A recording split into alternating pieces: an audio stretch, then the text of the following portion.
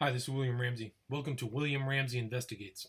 On tonight's show, we have attorney Paul Morantz, who litigated against coercive groups.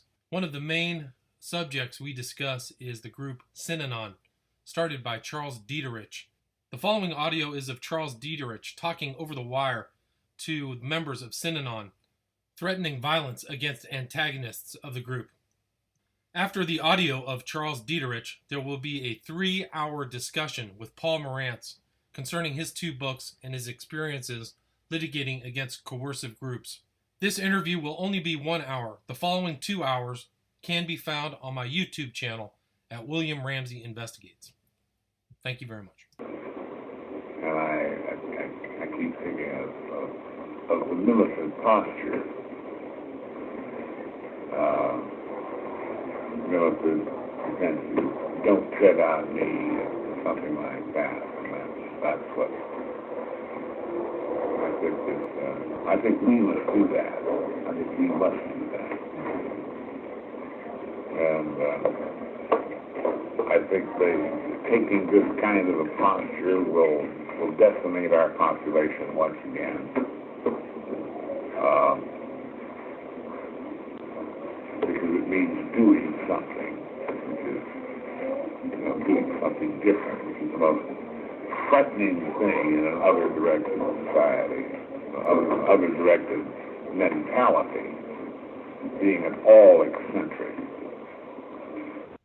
And I think it will decimate our population, which will be good.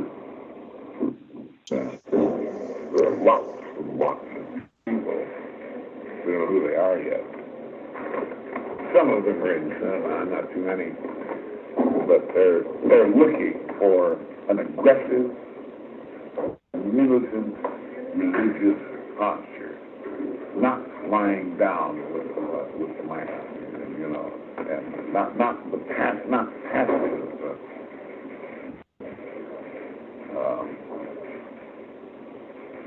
religion, not turn the other cheek religion, but that is traditional religion is the name. That does not mean that is the only religious posture. Not at all. It just happens to be to have been the convention of the one that broke down. Now, I think we're getting the pendulum. We'll go over to the other side, and I propose that we be in the vanguard of that movement.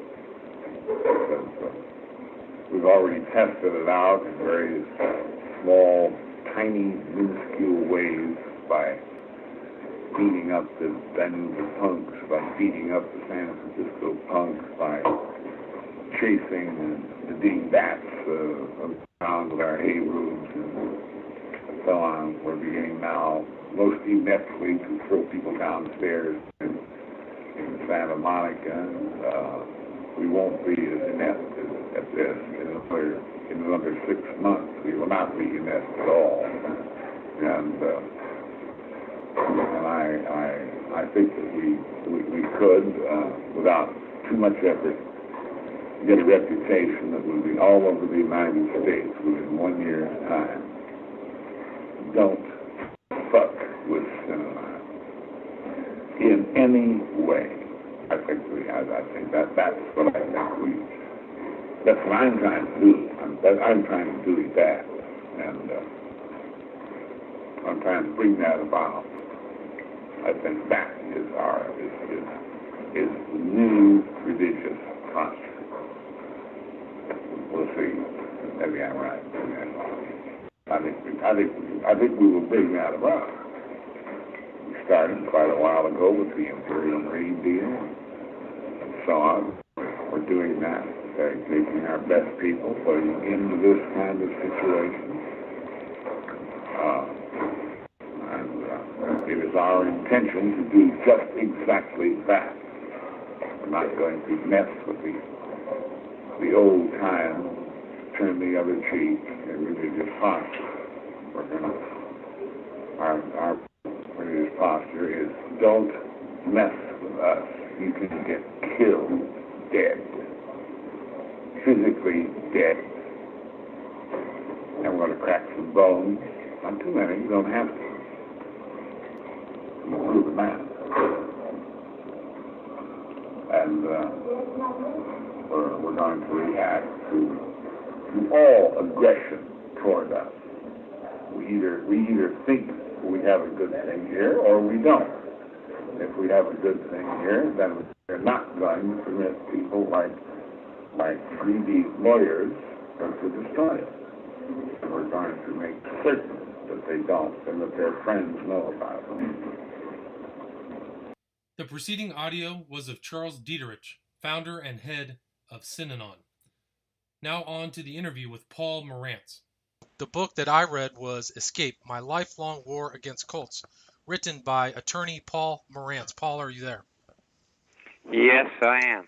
Awesome. Well, I really appreciate you taking the time to talk about this book and your life as an attorney who fought cults. I read the book over the last week. It's a fantastic read, really interesting. But I would suspect much of this audience hasn't heard your name. If you could give us a little background about yourself, how you got into the law, where you grew up, things like that, that would be great. Sure. But first, let me correct you that I would not describe myself as being part of the anti-cult movement. Okay. A movement is actually what the book complains about, the more accurate description for a cult. And there is an anti-cult movement, okay.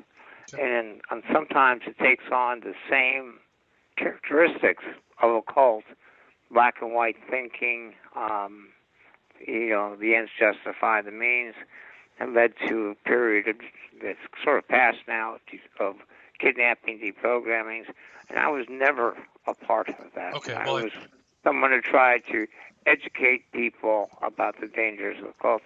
Awesome. Well, I appreciate that clarification, but tell the audience a little bit about your background, where you grew up, etc. I grew up in West Los Angeles. I went to Hamilton High School. My dream was to go to USC, and there I was sports editor and good friend of John McKay's and O.J. Simpson, and it was a very fun time of life. I decided that I wanted to be a writer, and I thought that's what I was going to do in life, but it was so much fun at USC. I went to law school so I could hang around another 3 years, Gotcha. This was like 1967 to 68, we're still talking about, the time of, the revolution, girls in short skirts, and it was just a great time to be a teenager and be young. You don't want necessarily to have it in quickly. Gotcha. Well, that makes sense. I mean, the law students on a campus are kind of like the big men on campus too, right? Oh, yeah, somewhat. I mean, there was a certain group of undergraduate girls that always managed to study in the law school library, and when we walked in, we could identify them and their presence by their perfume. Gotcha. That's interesting. Well, tell us a little bit about what happened when you graduated from USC. How did you kind of get started in these cult-related cases? Well, you first have to start with, personality. Put it in contrast, in 2011, in the book you read, I was very concerned at that point about the type of movies that were being made at that time, which centered on the bad guys as being the heroes, and worried about what effect that would have on future generations. Although it seemed as fast as I wrote that, the movie swung back to doing movies about heroes again. But I grew up at a time in the 50s that you saw television, you saw John Wayne. A big thing in my life was when I was 9 years old, watching the episodes of Davy Crockett and Walt Disney's Wild World of Color. And all those things had sort of great effects on me. And I remember seeing the Audie Murphy story. If you know who Audie Murphy is. He was the World War II military fighter, is that correct? Yeah. And so these were my heroes. And yet I never felt that I could be a Audie Murphy type or a John Wayne. And I certainly wasn't a match for Davy Crockett. although he was the one I admired the most because he had these principles, be sure you're right and then go ahead. Right. And so when the big thing was when Al Pacino played Serpico in the movie Serpico, Yes. I must have watched that 3 times, read the book, and I felt that I could do that, and that I probably would like doing that, and that what Serpico did was it wasn't a physical, he's going out and attacking the Indians. It was, he was gathering the facts and bringing the evidence, and no one could make him quit, Right. even if he lost his girlfriend, everything, and so Serpico was sort of became my idol, and it was always sort of in the back of my mind that if I was ever placed in the situation that he was and had that type of information, I would do the same thing that he would do. Gotcha. And I guess that the first incident, when I was 26 years old and I was a public defender, we had this crazy judge, Noel Cannon, who was locking people up and locking me up. And she carried a Derringer in her purse, and her name was Noel Cannon. We used to call it Cannon's Law. She even made Time magazine saying that all the lawyers were intimidated by her. And when she locked up one of my clients to get back at me because I ran an appeal to get him out of jail when the investigators had actually cleared him, and she had him locked up. And at that point, I began to do investigation on her and prepare a report to show that she knew that his case had been dismissed and that he had been cleared when she locked him up. And that led to a hearing eventually in which she became the 3rd judge in California to be removed from the bench. Interesting. And I think that sort of cemented my personality, so to speak. Gotcha. Then I had success in writing, and I'd written a story that was being published in Rolling Stone. I'd written some other stories published in West. I had an agent, I had people wanting me to write books. I was starting to work on a screenplay, and I thought this is where I wanted to go in life. Right. And that was about Jan and Dean, right? Jan and Dean? Yeah, about right. Jan and Dean. Gotcha. And so then the strange thing happens is that through a Skid Row alcoholic named T.B. Renfro makes a phone call from Golden State Manor to a liquor store operator in downtown Los Angeles. They weren't allowed, the Skid Row alcoholics, to use the phones, but one nurse let him make a call, and he said to the operator that I'm being held prisoner here. He called my brother, and I managed to get hold of a nurse at the place, and right. she confirmed to me that there was a whole series of Skid Row alcoholic people that she believed there was no reason for them to be there. It was a mental ward, and that they had been brought strangely by this man named Weldon. She had done a little investigation and found out that they arrived the same day that they left prison for drinking. Interesting. So I thought they were probably there on probation. I just didn't understand it. On probation, a judge can say, instead of a jail or for a shorter jail sentence, you agree to go spend time in a nursing home. But that's still voluntary. They can still walk out. It just would mean they'd be breaking the conditions of probation, and they could be sentenced. But I figured it was something that probably everyone involved didn't really understand. I wasn't really ready to think that people could kidnap Skid Row alcoholics to make money off of them.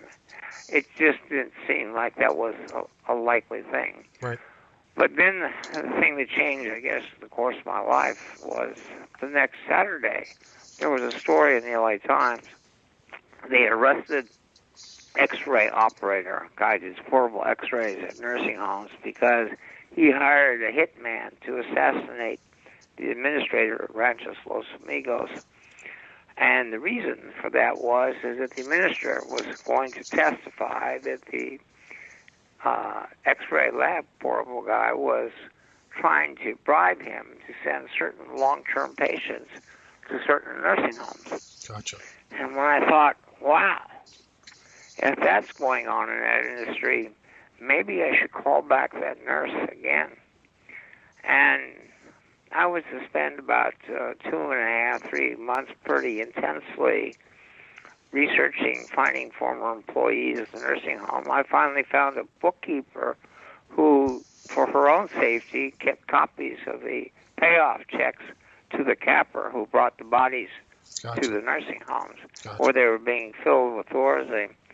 And when I finally had it all put together and knew exactly what was going on, that there was this conspiracy to kidnap Skid Row alcoholics to fill the beds so they could collect the money from Medi-Cal, Medicare, and Social Security, I knew that once I went down for my one client, T.B. Renfro, to get him out, that they'd let all the others out and that they would destroy the records. So I took everything to the health department and laid it all out for them. And they said, what do you want us to do? And I said, I want you to come with me when I go to get my client out, because you have the power to grab the records before they destroy them. Right. And so that was the start.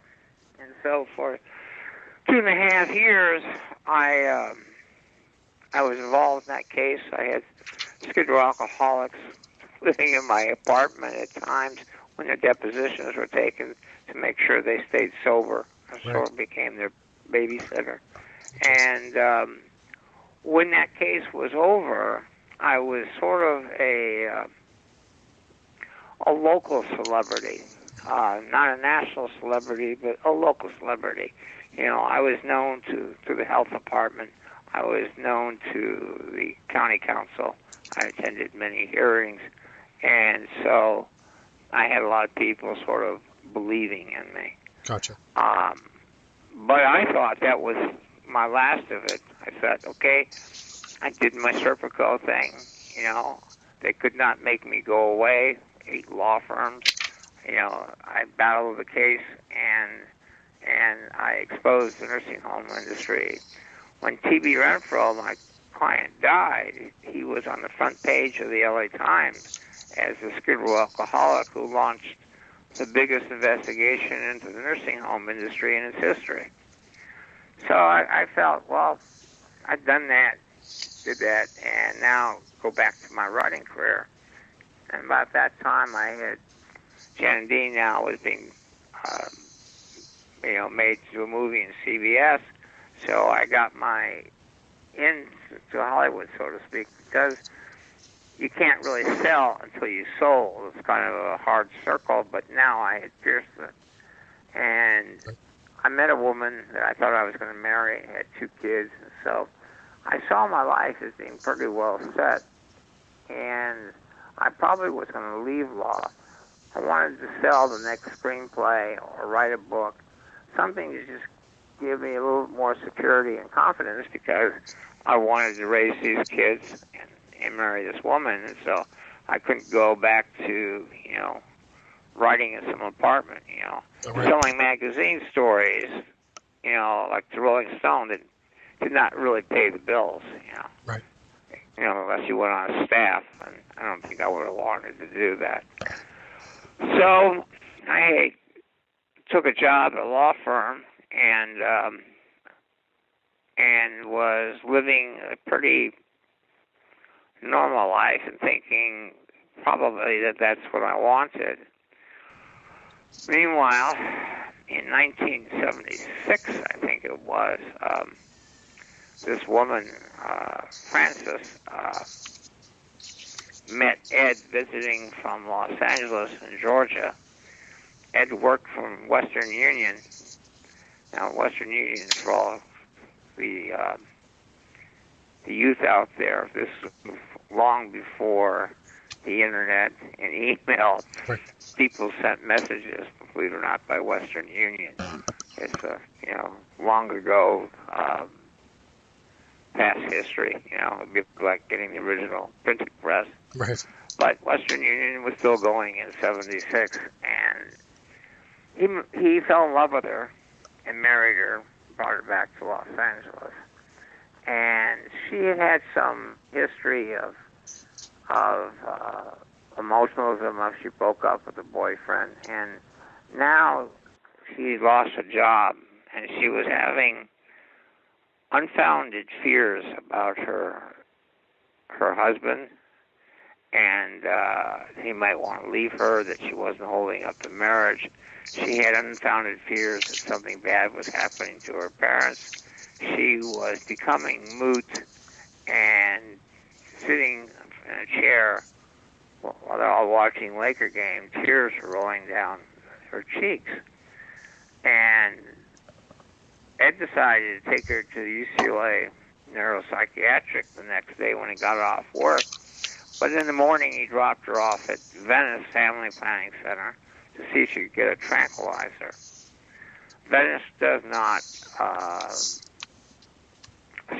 apply tranquilizers. This is strictly birth control advice. And the person there, husband was a donor lawyer to Synanon, and she said, why don't you go to Synanon? Maybe they can help you. And she took a taxi cab ride. And as she said, going up the steps, that someone said to her, don't go in there, you'll never come out. But she went in, and she went upstairs, and she answered a few questions. Do you want Synanon's help? Yes. Will you do what we said? Yes. And then they came up, and she had waist-long hair, and they shaved it all off, bald. Wow. And then they took her by the wrist into an apartment across the street, and the next morning put her in a bus to Marin County. Right. When she'd ask for her husband, they would say, well, he knows where you are. He obviously doesn't love you. We're your family now. Meanwhile, they called the husband. He was coming down there, and he was being told he wouldn't be allowed to see her. And males gathered around the desk and sort of pushed him out. And he then began writing letters to the president, to the press, to senators, went to the police, everyone, and couldn't believe it that he's not allowed to see his wife. And she walked into the original Synanon Center. That's the Del Mar Hotel. The Del Mar Hotel, just for people who don't know, is a big building that housed Synanon just south of the Santa Monica Pier in downtown Santa Monica, right by the ocean. Just wanted to get that. Yeah, it was, I think, built in the 1920s or something like that, and it was actually during World War II, it was taken over as a military headquarters. And then after the war ended, it went back to becoming an elite club for the young and rich to go to on the beach of Santa Monica. Young stockbrokers and attorneys and professional people. And but it wasn't making enough money, and Synanon was able to purchase it in '67. Gotcha. So this woman was taken up to another Synanon, and that's Synanon. Their place somewhere in Marin County. Right, gotcha. Right. It was a much bigger facility. They were building a city in Marin County. So Ed ran into a former girlfriend accompanied by her current boyfriend, and he told the story, and her current boyfriend said, I had a neighbor who got all these guys out of nursing homes, and maybe he can get your wife out of Synanon, and gave him my number. Gotcha. And so when I came in that next Monday, after spending a weekend with my woman and the kids, there was a phone call that Edwin called, and I telephoned him, and he started crying. He was just crying his eyes out. And somewhere in all the tears, I said, stop crying. I'll get her back. I guarantee it. And that was the start. So that was the start. Can you talk a little bit about Synanon, the organization itself, and the kind of the head person who started Synanon, Charles Dieterich? How much detail do you want? Well, I mean, just the audience, I suspect, I didn't know anything about Synanon before I had read the book. I knew a little bit about it through its offshoots, but I really at one time, I suggested when the people were talking about making a documentary to call it the cult that time has forgotten. I see. It amazes to me. It's like, of course, I meet people who don't know who Patty Hearst was, but it still amazes me that how fast Synanon has, because it was a big story.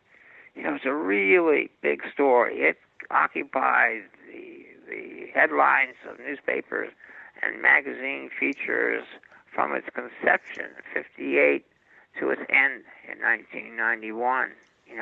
Right, for one period of time, when they tried to kill me, it was the biggest story in the country. Wasn't Synanon like a massive landowner? They owned tons of property in Santa Monica. Isn't that They true? were the biggest landowner, Santa Monica landowner. Gotcha. And they were worth in the '70s about $33 million, which just, Jonestown was, by comparison, I think was $6 million. Gotcha.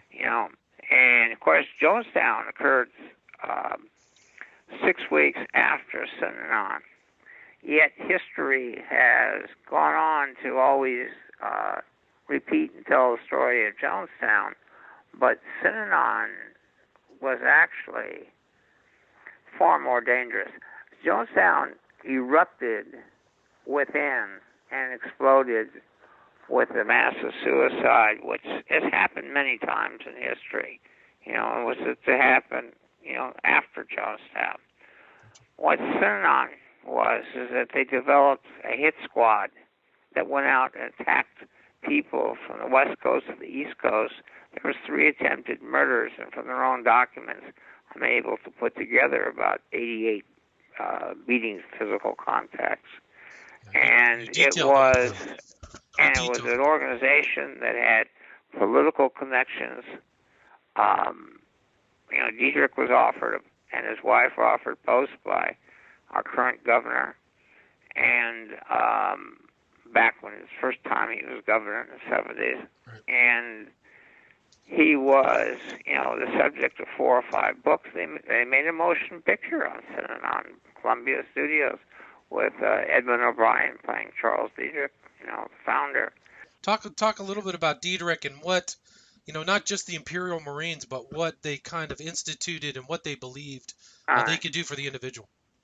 Well, let me say something about, just a comment about what people believe. In destructive cults, and it's defined a destructive cult as generally where the people are the servants of the organization rather than the organization existing to serve its members. And usually the leader is sociopathic and has no problem controlling people's lives and directing them to do their bidding. Now, the way that they get them to do their bidding is that they create a belief system or a set of beliefs or change it and then convince the followers, and that's the motivation, or the carrot with the stick. But in 95 or more percent of the time, the leader doesn't actually believe the beliefs. He's just creating them as a sales pitch. And I would apply that to every case that I know of. So that was interesting that in your book you stated that even though the cults changed, you felt like you were fighting the same person. Yeah, that's true. I felt like I was fighting the same personality over and over again, whether his name was Charles Dietrich, Werner Erhard, L. Ron Hubbard. My concerns today are over the future, president-elect.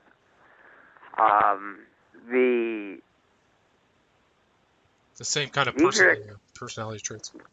Yeah. I mean, a lot of things the president-elect said I've seen come out of the mouths of cult leaders. including saying, I have a movement, I will, bring back waterboarding and a lot more, and I want to hold rallies where everyone comes out and cheers me. These are, things that Well, those are great similar to the concern. things that Dieterich did in Synanon, right? Didn't he have like attack groups and he used to speak It, over the wire or something? Can you it, talk about it's that? it's consistent with George Orwell's predictions, and it's consistent with Nazi Germany. I would say the first thing to explain about Dietrich is his childhood. He was born in Toledo, Ohio. His father was a salesman, and his mother was a stage pianist. They were upper middle class, probably, but the father died when he was 4 in a automobile accident, drunk. And his mother made Chuck the favorite of the 3 kids that she had, and he was the oldest, and he was sort of at a very early age made into the man of the family. And 4 years later, his youngest brother dies of the flu. We're talking about a time in which, they didn't have the drugs that we have today. The flus were like epidemics, wiping out millions of kids. But when he was 12, his mother remarried a very rich man in Toledo, and Dietrich became jealous that his role as the leader of the house was taken from him. And by that time, he started to drink, rebel rouse, and had a sort of a life as a party person, to be the opposite of his father-in-law, who was conservative and religious and financially successful. Chuck tried Notre Dame and flunked out elsewhere, and finally gets a job for the Standard Oil Company, and he Gulf Oil, and he becomes a salesman for them and has some success, marries. He has a son, and but he's just becoming more and more of a drunk. She finally throws him out of the house, and he decides to go to California and be a beach bum. When he arrives in California, he ends up working for Hughes Tool, and finds his way when he marries a second time, and that one ends marriage the way the first one does. He's just too drunk, and she's had enough. And he had a daughter in the second marriage. After they divorced, the second wife's new boyfriend, when she broke up with him, shot her, killed her in front of Chuck's daughter, J.D. Wow. So J.D. ends up coming into Synanon, and she will become later the heir successor. Gotcha. When Dietrich became an AA fanatic and rose within AA, he volunteered for an experiment that was being done to see whether or not a new drug might help alcoholics stop drinking. And the drug was LSD. And Dietrich took it and had this great experience where he believed that he saw the world as it is. There was no good, there's no bad, it just is. And went through a period of reading philosophy books, psychology books, and then began to speak in those tones at AA instead of the normal religious tones. And he developed a following that would come to his apartment after the AA meetings, and they would enter into a circle and play what was later to become called the game. And the idea was you can scream and attack anyone's behavior, and you don't even have to be telling the truth. You can say anything you want to have a cause and effect. And a couple addicts came around and were allowed to participate. AA in those days did not allow addicts in because of the belief it could not be cured, and they would just rob and steal. And these addicts stopped shooting while they were there, although later they would go back to it. And more addicts came around. The alcoholic people didn't want them. And AA said they can't come to meetings. And so Diederich stood up at AA and, accused them of bigotry and everything. He made his decision. And his decision was, well, you got AA for the alcoholics, but there's no one for the addicts. So he tossed out the alcoholics and kept the addicts. And at first it was just a small storefront in Venice called the Tender Loving Care Club. Right. But when they found the name was taken, when they finally incorporated in '58, someone had smeared the word for their games. They were called Rural Synonons at the time. And actually, they were called seminars or symposiums, and someone slurred the word together and got Synanon. And Diederich spelled it in the sand, and the beach played with the words, and then he said it would look good on the trucks. And so in 1958, Synanon was born. And Diederich said it would one day be bigger than Coca-Cola, right? Right. And a lot of people thought that, this was finally the birth of Camelot. And in some sense it was. I mean, Synanon was actually in this history of quest for utopia, it maybe got closer than most. Interesting. It got to the tip, but, it's like if you read George Orwell, or if you believe in his philosophies, mankind could never create utopia because he's too flawed. And in the end, it will crumble. And that's kind of how it played out in Synanon. I mean, even though they attracted people like Leonard Nimoy, Robert Wagner, they had their own kind of strange kind of doctrines and phrases that they used for their stuff. They, talked about every cult does. Every cult makes its own language.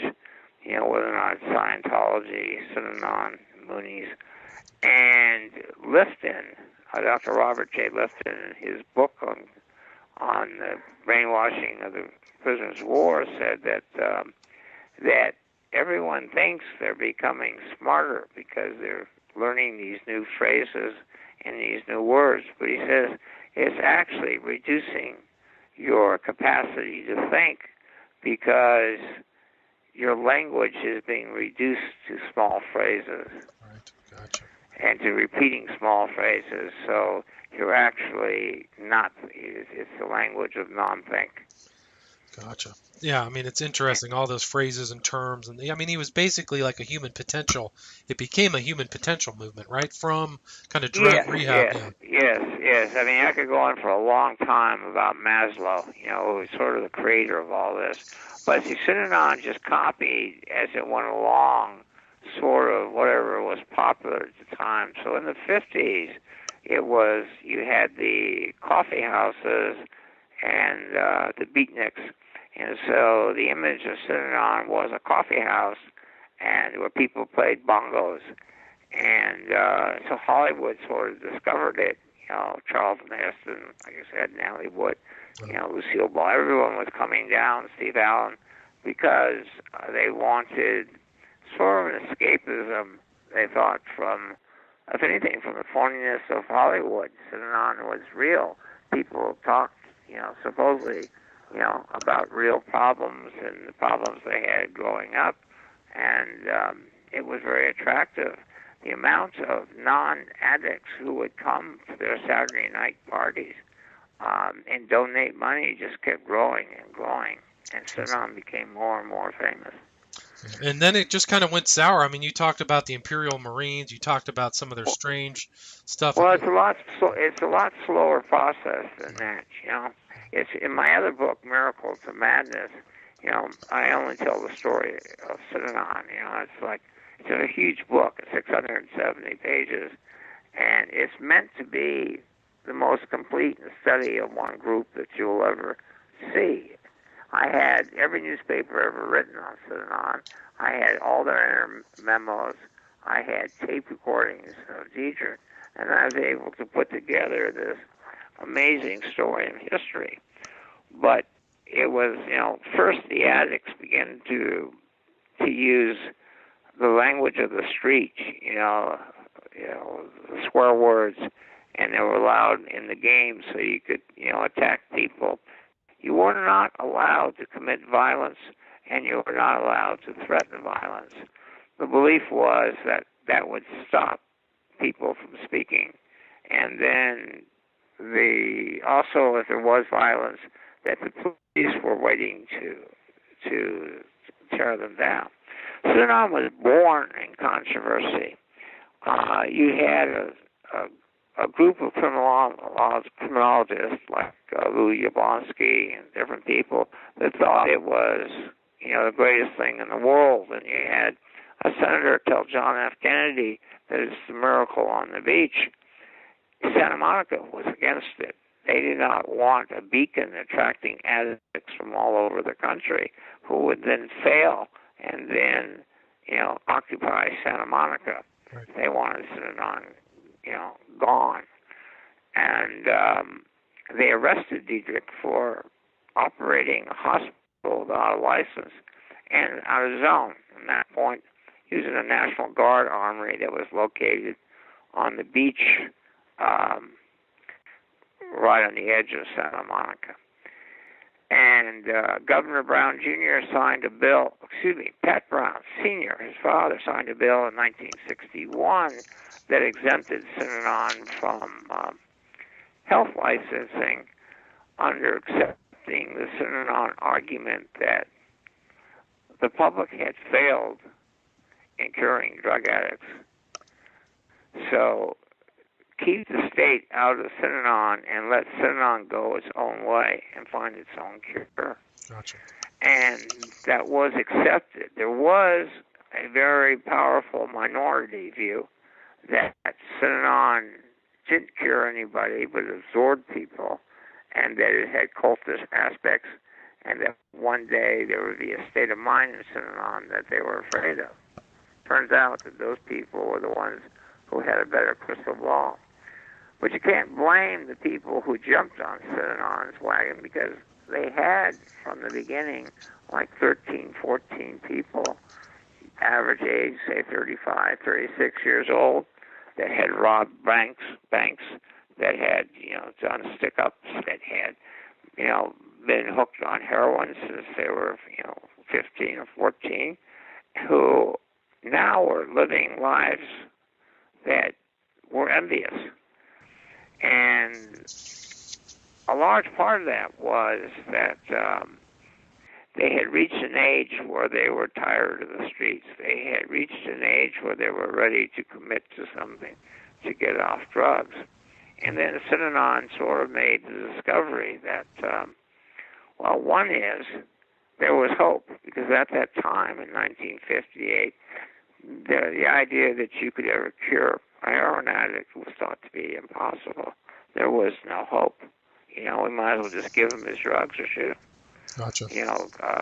And Synanon had showed that, if you put a roof over the head, take away their problems by giving them a bed, feeding them friends, not only friends, but the people that they knew on the street that they used to shoot with are the people who are telling them, don't do it anymore, and look at me, look how I look today, and you can look like this. And so there was, a discovery. Right. So they were able to cure people, but how did Synanon kind of generate its funds? Well, they had people donating. They had the game club. And then Diedrich was a pretty smart businessman, making some deals on property. A gas station company let them buy some gas stations that they ran. But the biggest thing was they got a stamp machine that allowed them to stamp products. So this was your promotional items for big business. So you would go to, say, a Fortune 500 company and say, here, order your giveaway pens with your name stamped on it, but also stamped on it would be Synanon. And the message was, if you buy from us, not only do you get a tax write-off, but you save a life. And that was a pretty big sales pitch, and that brought in, eventually they'd become the second largest supplier of promotional items in the United States. All right, so it was like merch or something like that is what And they there were always businesses, and then, as they developed more and more businesses, the changes in Synanon came in 1966. Diedrich actually saw Synanon as a failure. The actual percentages of people staying off drugs, no one really knew, but from what they could piece together, it was, maybe 3%, 2%. It just wasn't succeeding. Gotcha. A large part was they were getting younger people. A lot of people coming, on the information. A lot of people came there just to get clean for a while and then leave. They didn't have the same dedicated people that they had in the beginning. And so Diedrich saw it as a failure. It's funny because I don't. I think it was more successful than he thought it was. But he then began to recruit the squares. Squares were non-addicts, and he saw them as what he needed to run the businesses and to develop it into utopia and to create the new society. And for this, he developed the Synanon trip, which was a process that I believe that Warren Earhart copied when he made the S training. The idea that you come for a weekend, you're not allowed to sleep, you use a lot of meditative states, people are attacked verbally, shown to be, that they're assholes, and the message being applied that there is hope, and that is total commitment to Synanon. And so through the trip experience, squares were then sucked into Synanon. They would turn over all their money and their wealth. And it's very interesting, both with Jonestown, with Synanon, and a lot of these groups that started helping poor people, that really changes in them where they became sort of crazy and violent is when the middle class started entering. Interesting. And, it's kind of interesting. It seems to be a common thing. But the people from the middle class, some of them are coming because they want the power. Gotcha. Who are these people? Most of them are good people, but they're just lonely. They're unhappy. They don't particularly like freedom. They want someone to carry a big stick, a big daddy, and tell them what to do and how to live, and give them their meals and their jobs and their friends, and most of all, give them a purpose in life. Gotcha. And that is always a large part of the population at all times in history. That's why we have cults over and over and over again, right. Is because you have this group of people, and they do live better and happier in such environments. The trick is to keep it from going bad. Well, in Synanon's case, Diedrich in 1967, he said there's no more graduation. No one ever leaves. This is a cradle to grave. That's why a lot of people think that the Eagles song, Hotel California, was actually written about Synanon. That's interesting. So how did the Eagles know? How did the Eagles know about Synanon? Well, everyone knew about Synanon. I'm telling you, Synanon was big news. And and also there's this connection between jazz and musicians and Synanon because those are the people get hooked on drugs. So a lot, musicians and jazz musicians went into Synanon. But from this period, they never came out. So that to leave was no longer allowed. The idea was that Synanon was a failure, and that the only way that someone stays off drugs is to stay here forever. Gotcha. What do you think Synanon's peak membership was? About 1800, 2000. That was what, in the mid 70s, early 70s? Yeah. And what? It just kept steadily growing each year. In the 60s when he closed it, it was probably about 580, something at that time. But when he built a city in Marin County where it could be a cradle of great society, he instituted containment. And containment meant that you don't leave the facility. We have our own movie theaters, we have our own restaurants, we have our own food, all entertainment is here. You don't associate with non-Synanon people. You don't leave unless you're in a group of people that go out together. And containment was basically the death of Synanon. Because now in a world that's contained, you now got George Orwell's 1984.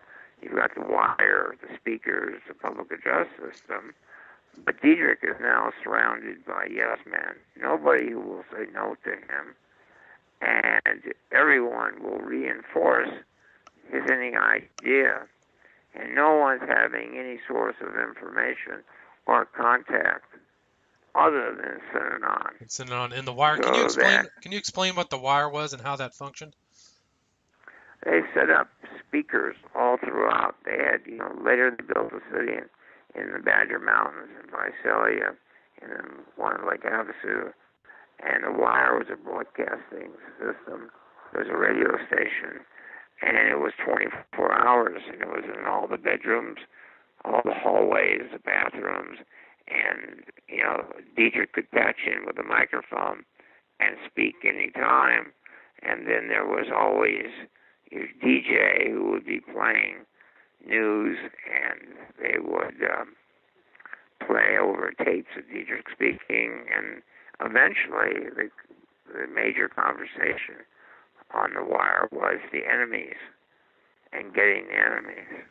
Gotcha.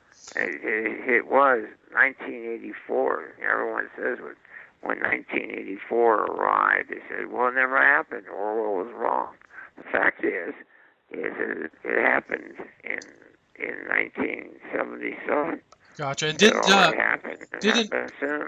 Synanon became increasingly violent around that time too. Is that correct? Synanon commenced violence in 1974. And I can tell you how that happened if you want. Yeah, please do. The IRS, because of the squares moving in, began to challenge the idea that Synanon was a charity and should be not have to pay taxes if they really were running businesses and supporting a lifestyle. And seeing this battle coming, Diederik and his law people, Dan Garrett, Howard Garfield, they plotted together and decided that the way to keep their tax status was to become a religion. Kind of like Scientology. And it also, the same way Scientology, somewhat the same way Scientology came in. Scientology came into existence over a legal decision that said it was a fraud to make the representations that it would, of all its cures, that they could only make a religious representation of belief, but not scientifically. And so Dianetics ended, Scientology was born. In Synanon, it was, we want to not pay taxes, so we become a religion. Now, another thing that they did was, now up to this point, you remember Diederik's younger brother dying of the flu and the role he had as a small kid. Diederik walked away from his son and moved to California, he walked away from his daughter. He had never shown any interest in kids. In fact, on tape recordings, you have him just basically say he doesn't like them. And so inside Synanon, babies were taken from their mothers at 6 months and put in a hatchery where they would be raised by the community, and parents were discouraged from ever seeing their kids. They don't belong to you, they belong to Synanon. But by now, you've had kids who had grown up and been 18, and they basically leave. And Diedrich says, well, we spend all this money feeding and raising them, and then they leave. So we don't profit from this. So why do it anymore? So he basically orders, starts a vow of childless to have no children. But first, he says, we're going to take in the teenagers who are troubled and apply the Synanon system to them. And the Synanon system was to put them in the game, make them work jobs, and to strict punishments and a system of rewards and punishments and order to act a certain way or you will be punished. And they then applied to juvenile departments and to the state and said, hey, don't spend your money putting these kids in juvenile hall. Send them to us, and we'll fix them. And this became known as the Punk Squad. And these kids were streetwise and really didn't want to be there and wanted to get back. And so the Synanon system didn't work at all. And Diedrich got frustrated. He felt they should be respected by these punks. And so he ordered that you could hit them in the face, kick them in the ribs, knock them to the ground, and then just put them in a game to discuss them why they got treated that way. And they even kept logs on it, which I have. I knew they beat up. And then eventually it spread to even the kids that were born there. If they acted out, they could be subject to this treatment. And then if a kid tried to escape, he was beaten. And if a kid tried to steal money or something to help him escape, there's one kid, Clifford Zipperary, they brought him up on the stage, and 4 people were beating him up while it was played on the wire so that everyone could hear him screaming. Wow. Diedrich called it a carom shot that to affect the behavior of one person. It spread. And then it was people who stole from Synanon to go out and teach them a lesson. And from there, it was just a short jump to anybody who says anything bad about Synanon, anybody who does anything to harm Synanon. And then Diedrich trained the Imperial Marines as a hit force to go out and get the enemies of Synanon, which is seen as lawyers, the media, or anybody who would say or do anything against Synanon. And that's how it went from nonviolent to violent. Diedrich even announced it in a press conference in 1977 that the rule of nonviolence was no more. And you got caught up in the violence, right? Yes. Okay. Well, we'll talk about that. This is Paul Morantz. He's going to finish up this incredible story about his involvement or his knowledge of the cult Synanon in Santa Monica when we return on the next hour. Thank you. Hi, this is William Ramsey. We're back with Paul Morantz, attorney Paul Morantz. We're finishing up his discussion about Synanon, so he has some clips he'd like to play for the audience. Paul, do you have those clips? Yeah, it's 3 clips from 3 different groups, and it's if you don't believe that brainwashing exists, you may have a different opinion. You know, they say a picture's, worth 1,000 words. These 3 tapes may be more than my book because it's real. And so, first this is Jonestown, and the setting is before they take the Kool-Aid, and people are giving testimonials to Jim Jones, and one man says that he will lay down his life, and but not his daughter's. And then Jones gets the crowd to sort of convince him that he should kill his daughter, which he finally, if you listen carefully, he says that she'll die too, and then everyone starts celebrating. It's pretty hard to believe. When I used to teach at USC, I actually found that my audience, it was very hard for the students to listen to this tape, so I kind of warn you. Father went on and on into the night, his congregation scared and confused and worried. He needed them now even more.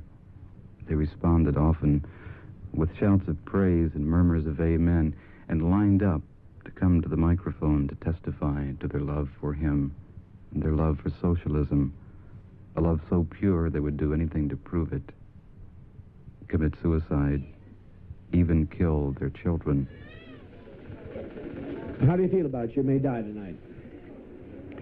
Dad, from 68 to 69, the captain sent me to Vietnam to fight a war that I didn't know anything about. I had no principle to die in that war. You have saved my life so many times, Dad. Now I don't have no life of my own. I'm living on your time. I would die for you right now, Dad. I'm willing to face the front line with you right now.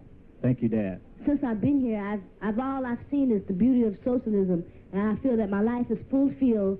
And if death comes, it's no big deal to me because I've already lived my life just being here with the family. Thank you, Dad. Thank you. We were trying to light candles, not push buttons.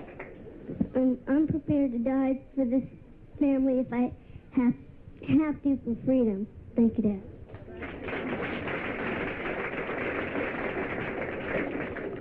I'm also prepared to die after 44 years of not being able to contribute anything to this life or finding any point or reason for it at all, and not being well known at all. There sure would be no glory in it. But for the children here, for the freedom, as long as there's one remains on this earth that isn't free, none of us are free. And I'm prepared to give my life if need be. No, I'd give mine in the place of hers. Would you like her to be treated by the fascists then? And hold it now. He walked out on a sensitive point, and that maybe you think about it. They brought up a sensitive question, and you may not understand the gravity of that question, but all of our children have faced this. We went through white nights, so they'll not be hurt by it. We haven't had any child cause us any difficulties by facing this kind of thought.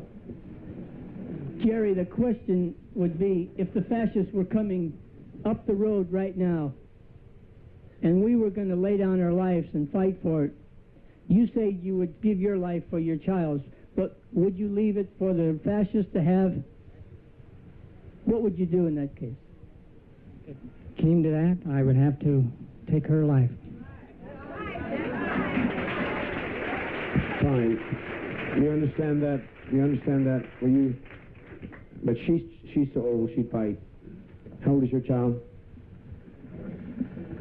11. And she passed the age. We fight at 11.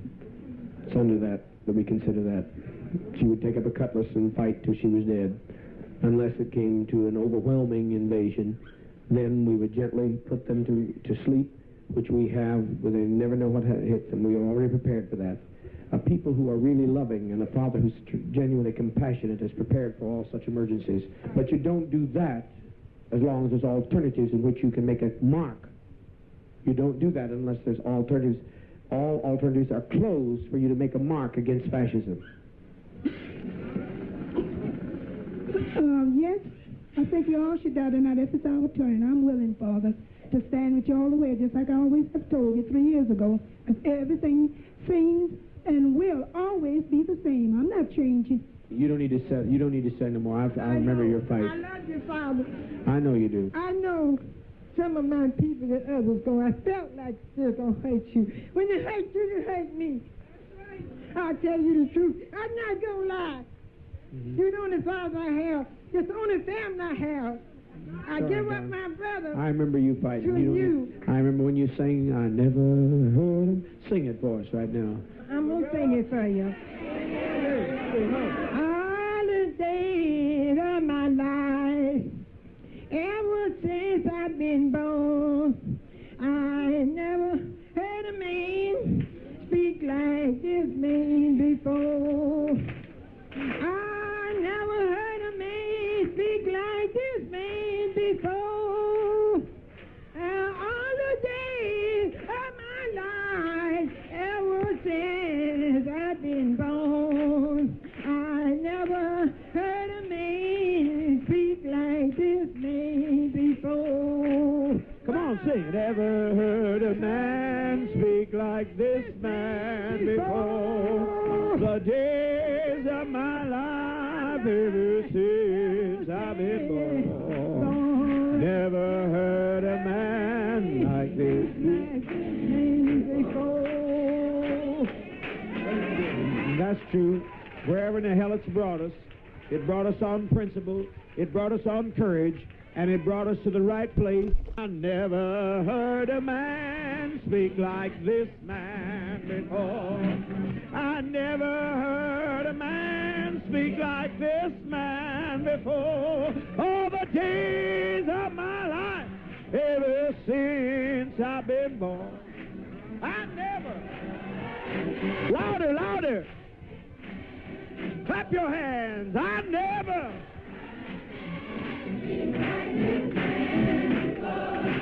I never heard a man speak like this man before. All the days of this life, ever since I've been born, I never heard a man speak like this man before. Now make your sound move.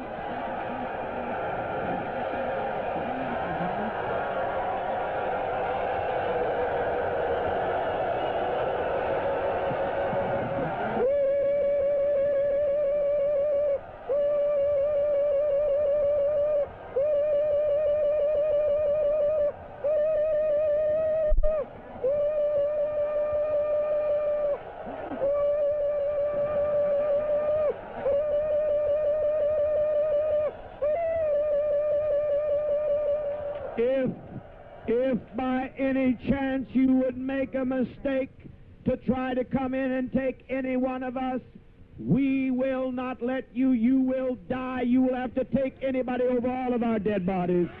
What you heard was 900 people singing themselves to their death. It's amazing. It's an amazing clip. Yeah.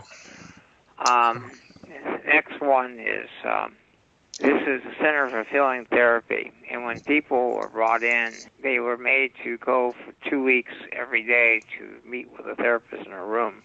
They don't allowed to watch TV or do anything, wear makeup, and it's called their intensive. And in this one, the patient tells the therapist that he beat someone blindfold in the chest, and the therapist says, but you knew you could do it, you set him up. And when he refuses to agree with that, you'll hear what happens. Okay. No, I didn't set him up. Did you think you would play better than me? Yeah. I wasn't sure.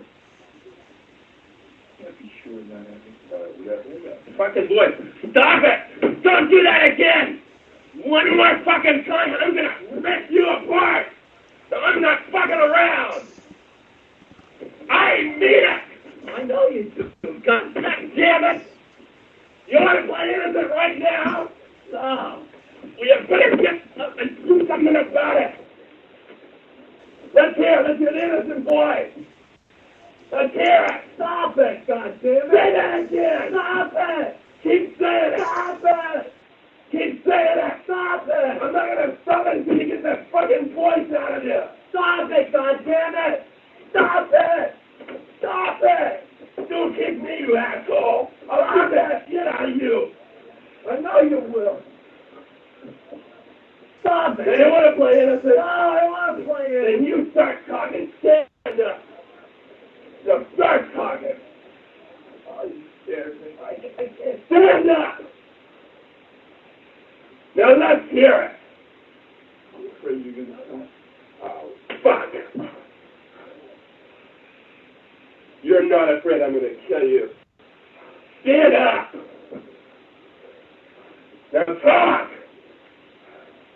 Nothing's coming out. I'm afraid. That's right. Nothing's coming out.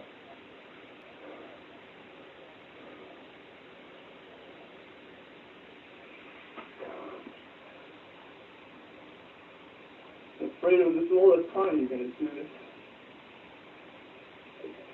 With my brother. Oh my. There's the innocent boy. I'm afraid, goddammit! You hit me. You really hurt me. I really hit you. I really hurt you. Because I don't take setup. Other people take setup. You set people up. If you set me up, you pay for it. You got it? Yeah, I got it. I got it. I didn't know. Now, you talk about all the setups you went through yesterday. Start with Frank.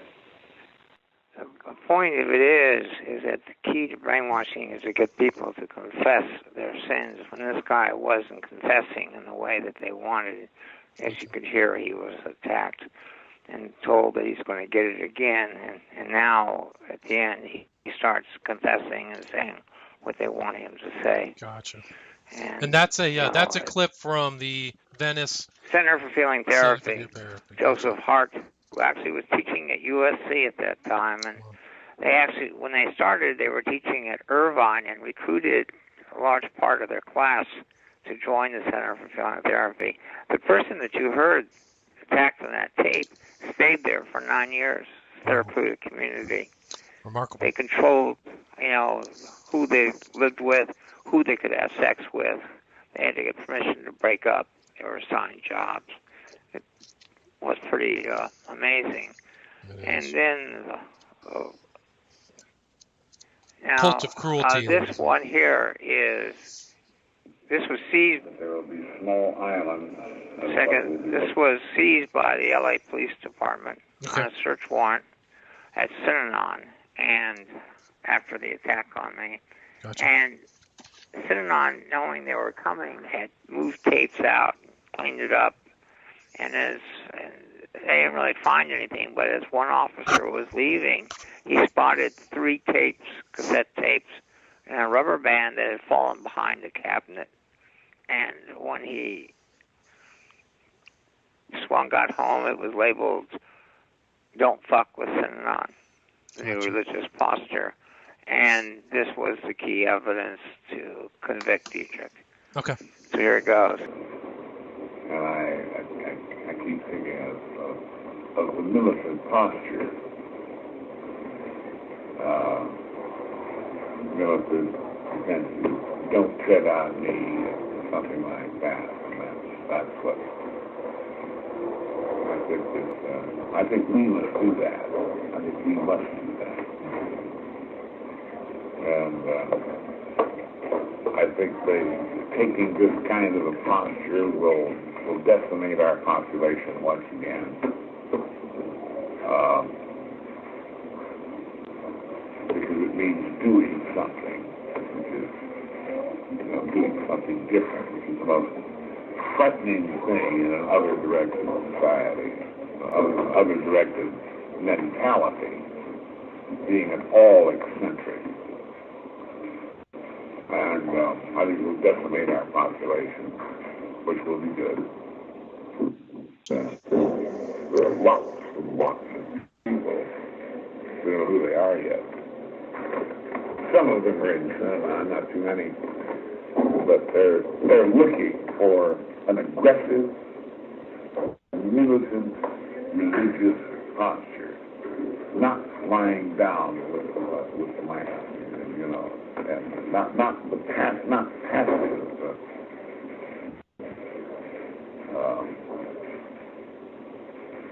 Religion, not turn the other cheek to religion, but that is traditional religion in the main. That does not mean that is the only religious posture. Not at all. It just happens to be to have been the convention of the one that broke down. Now, I think we're getting the pendulum. We're going to go over to the other side, and I propose that we be in the vanguard of that movement. Because we've already tested it out in various small, tiny, minuscule ways by beating up the Vancouver punks, by beating up the San Francisco punks, by chasing the dingbats around with our hay roofs and so on. We're beginning now, most ineptly, to throw people downstairs in Santa Monica. We won't be as inept at this in another 6 months. We will not be inept at all. And I think that we could, without too much effort, get a reputation that will be all over the United States within 1 year's time. Don't fuck with cinema in any way. I think that's what I'm trying to do. I'm trying to do that, and I'm trying to bring that about. I think that is the new religious posture. We'll see. Maybe I'm right. I think we will bring that about. We started quite a while ago with the Imperial Green Deal and so on. We're doing that. Taking our best people, putting them into this kind of situation. And it is our intention to do just exactly that. We're not going to mess with the old time, turn the other cheek, and religious posture. We're going to, our religious posture is, don't mess with us. You can get killed dead. Physically dead. And we're going to crack some bones. Not too many, you don't have to. You've proven that. And we're going to react to all aggression toward us. We either think we have a good thing here or we don't. If we have a good thing here, then we're not going to permit people like greedy lawyers to destroy it. And we're going to make certain that they don't and that their friends know about it. That's remarkable. Well, what year was that? Yeah, and it was remarkable, but as I'm listening to it, so, who does he sound most like that you've been hearing, talking somewhat similar to that? Well, that guy, that Dieterich sounded a lot like Jim Jones to me. Very aggressive. Well, yes, but I'm talking about in the recent last year. Oh, I think that Trump. Yes. We're going to bring back waterboarding. We're going to do a lot more. We're going to, make America great again by, right. what we're going to do to our enemies. Right. I want to stop the libel laws. It's remarkable. One of the reasons I'm frightened is because I've heard this tape, and I could, similarities. Do you know what year that was that he recorded that? Yes, it was September 5th, 1977. 77, so it was But this was at Morning Court, in Morning Court in Synanon. Dietrich would have the microphone be played on the wire, be over breakfast, and it would be replayed over and over again. But they would write down summaries of his speeches at Think Table, and later when Dietrich was arrested, they had his Think Tables for all of 77 through to the present, and from the summaries you can see that this was a constant theme repeated over and over again at Morning Court, what they're going to do to the enemies. Right. Well, he repeats himself, too. That's kind of like a rhetorical strategy, too, is to impart that upon people by just saying, it's a new, different posture. No more, turn the other cheek. He just sees that over. How long did that take go for? Well, I just paid you, part of it. How long is this usually? Went on. Well, like 30 minutes? Would he drone on for hours? He might. He could go on because he could go from subject to subject, there was another tape that they seized called The Freebies Are Over, which planned how they were going to get the money out of Synanon into their private pockets. Gotcha. But what's amazing is later is in the tape is one of the lawyers speaks up, and it's like, and talks about me, and so you realize that makes it so chilling is you can hear people having breakfast and listening and joining, saying yes, and there's nobody who says, wait a second, we can't kill people. Right. Yeah, it's crazy. Well, let's go back. Let's go back to where we think it's crazy, but it's not.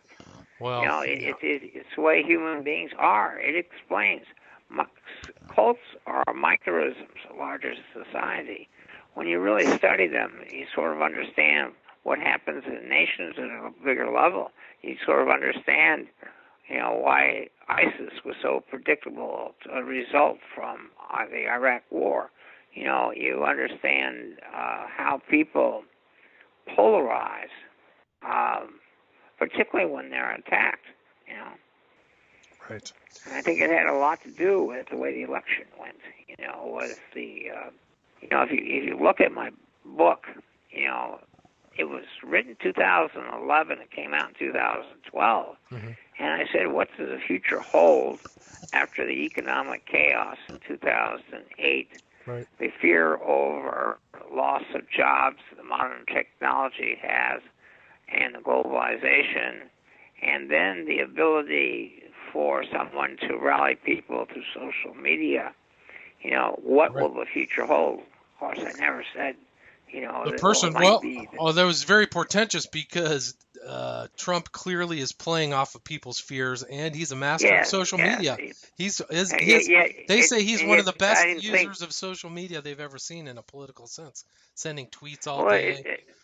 It may be, but what was more interesting to me, in one sense, was that the media took Nixon down. Bush had this high rating, and then when they finally woke up, the media took Bush down. But Trump, the media exposed him way before the election. I mean, nonstop. I was just wondering, well, who's reading Time, Newsweek? Who's listening to John Oliver? It was hard. But now I sort of realize that it's what George Orwell said and Eric Hoffer, that when people are afraid and they're losing their freedoms and they're worried about themselves, they want someone who's going to bring a boot down on somebody's face. Yeah. And that's been history. Actually, if you look at it, it starts before the president election. We're just not paying much attention. Greece has an election, and what sort of neo-Nazis come in and take over Greece and say we're not going to allow non-Greeks in here anymore. In Germany, the chancellor is getting in trouble for taking in too many Muslims. In British, what they did. So there's all sorts of signs worldwide that people are turning, And of course, in Russia, when democracy was given, but without much of a plan, the starvation and the lack of support, is ring us button. Yep. And so it's not actually, if you look at it, it's not really that great of a surprise. I just didn't think. I thought the difference in the United States and elsewhere is our free media, and it's the first time I sort of seen it not protect us. Well, I think that they attacked Trump pretty viciously. In my opinion, they were after him all the time, but it didn't seem to resonate with people. I think it may have actually worked against them because that solidified people's position, like, these people are all a cartel. Yeah, but also I think that the Democrats underestimated just how much people were fed up with the Clintons. Yeah, I think so. I mean, she was a big part of it. I don't think Hillary Clinton was. Yeah, she's not a great candidate. She's not a great. Trump is a lousy candidate. In fact, she was a lousy candidate, and what she did most of the time, is drop to his level and get in a pissing fight with him. That's true. And he's much better at it than she is. Yeah. You know, she needed to keep it like, you know, just go on, Donald, but I'm going to talk about issues and what my plans When she said are. deplorables and called them deplorables, that's when I knew she was going to be in deep trouble, because then she really alienated people against him. Half of his supporters are deplorables. Those are the people who are going to go out and vote. She just incentivized people who were on the fence to vote against her. So I think that was a big mistake. That's the sense that the Clintons were arrogant and, you know, think that they're sort of royalty and they've been making too much money. And I think there was a lot of that, you know. Yeah. Hi, this is William. We took a little break and returned to the subject of Synanon and Charles Dieterich. Thank you. All right, Paul Morantz, if we're back, can you please follow up where we left off and talk about the Imperial Marines and their association with Synanon?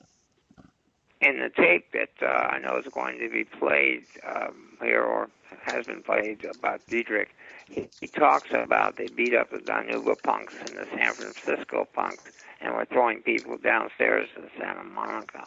They had already, by 75, began to beat up people. In Santa Monica, they took them down in the basement. And the Danuba punks were some young kids who managed to make the mistake of hitting a Synanon post up in Visalia. Their car went running. When they came back to get it with some friends, the car had been moved on Synanon property. And when they went on there, the doors closed and people came out with clubs and handles and hospitalized the kids. And the same thing happened in San Francisco. And things like that also happened in Santa Monica. A kid slept in a van and sitting on a parking lot so he'd go surfing in the morning. I think he was 17 or 18.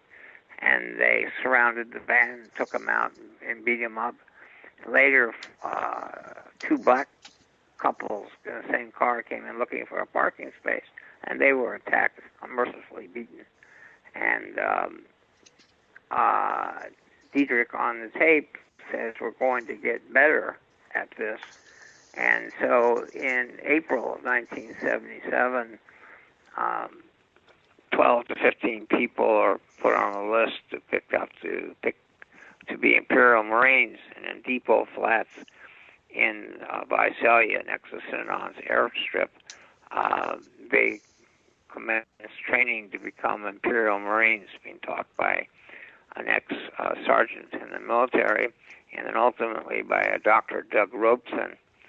And they learn about rattlesnakes, and they catch them, and they learn about Dr. Robeson tells them how the rattlesnake can kill a person. And they are taught that their mission is to protect Synanon and to go out and get the enemies. And then the Imperial Marines started doing just that. And for me, I guess it was the summer of 78, in June of 78, I got 3 kids out of Synanon. By then, Synanon had purchased $305,000, according to some reports, of weapons. You know, shotguns, 357s, you know, high-powered scope rifles. And when I got this order to get these 3 miners out of Synanon to a grandmother, the father had left and the mother had died, so they were sort of abandoned. And then I contacted the San Francisco Police Department. I told them, there's one thing you should know. And the guy said, what's that? And I said, they've got more weapons than you do. And so 11 police cars sitting on that by now at a facility in San Francisco, and we talked them to grandmother to allow a visit and talked them to bring the kids to San Francisco. And they didn't know we had the court order. And the police said go and enforce the court order. And they said no. And the next thing, 11 police cars had surrounded them, and rifles and guns were all pointed at Synanon. And at that point, Synanon gave up the kids. And now, you know, Synanon's aware that I've done this. Sort of struck again, you might say. Gotcha. You know? And, you know, the other big thing is that I knew that people had to know about Synanon, and I didn't know when I was going to get a trial date. So, I tipped off the media, and the media, was following the cases, and stories were appearing about Synanon. And then in September, I win a $300,000 judgment for that woman. And I thought maybe at that point it might be over. But on September 19th, Phil Ritter, who had been trying to get his child out and also who had gone to the authorities about forced vasectomies in Synanon when Dietrich declared there was no more children. And he came home and he was attacked, hit over the head with axe handles. He would have died, but someone walked by and saw it and started screaming and stopped the attack, and they ran away. And when that happened, I knew that I was in deep trouble. There had been a bill to exempt Synanon from all licensing. I had worked to get the health department in there, not on the drug addict side of it, but on the side that they were taking in people like Frances, who was pre-psychotic and went psychotic because of her being in there, and that they don't have any license to treat, mental illness. Right. And so now Herschel Rosenthal was an assemblyman who worked was putting through a bill to exempt Synanon from all licensing. Barbara Boxer was then a Marin County councilwoman, and she had somebody in the county council call me and request that I go to Sacramento to defeat the bill. She was kind of afraid because they were constituents, and Marin County was very sparse in those days, small little towns, and the size of Synanon. It was intimidating everyone, particularly with the beatings. Right. And so I went, and the bill got defeated in the last committee by one vote. So when Phil Ritter got attacked, I knew that if they would do that to Phil Ritter, I was in big trouble because they would want me. I would be enemy number one. Right, and they had said, and Dietrich had said on the wire, he said, "Who is this guy Morantz? Why didn't someone break his leg?" So he had said threatening things about you, probably without your knowledge at the time, right? Well, I had heard that. People who had been in Synanon and came to see me, told me he was saying things like that. So that wasn't really so much new news. But a former Synanon lawyer whose nephew was still in there called me and said, "Paul, I've talked to some people in Synanon, and they say that they're broadcasting your address on the wire." Wow. And that got me. At that point, I went and purchased a shotgun. I thought it was a very good idea. As I told the LA Times, I said, Synanon's going to try to kill me. And they printed it. And I thought, well, now they're not going to want to prove me right. So this should stop it, Gotcha. But I was wrong. And it was a very tough time from the moment of Phil Ritter's attack to the day that I got it. Was an incredible 2.5 weeks, sleeping with a shotgun by my side, afraid someone, if my dogs barked, to, go out in the backyard to, jump if I heard a crack. I would search under my car before I started it. I would be so careful crossing the streets. And I remember I told Dave Mitchell, who won the Pulitzer Prize for his coverage of Synanon, that if it looks like an accident, promise me that you'll never stop investigating. Right. So you were expecting to be jumped or run over by a car or something like that. Yeah, I thought they would try to make it look like an accident because it was it would be so obvious if something happened to me. It would be like, be signing their death warrant, Right. And then what happened next?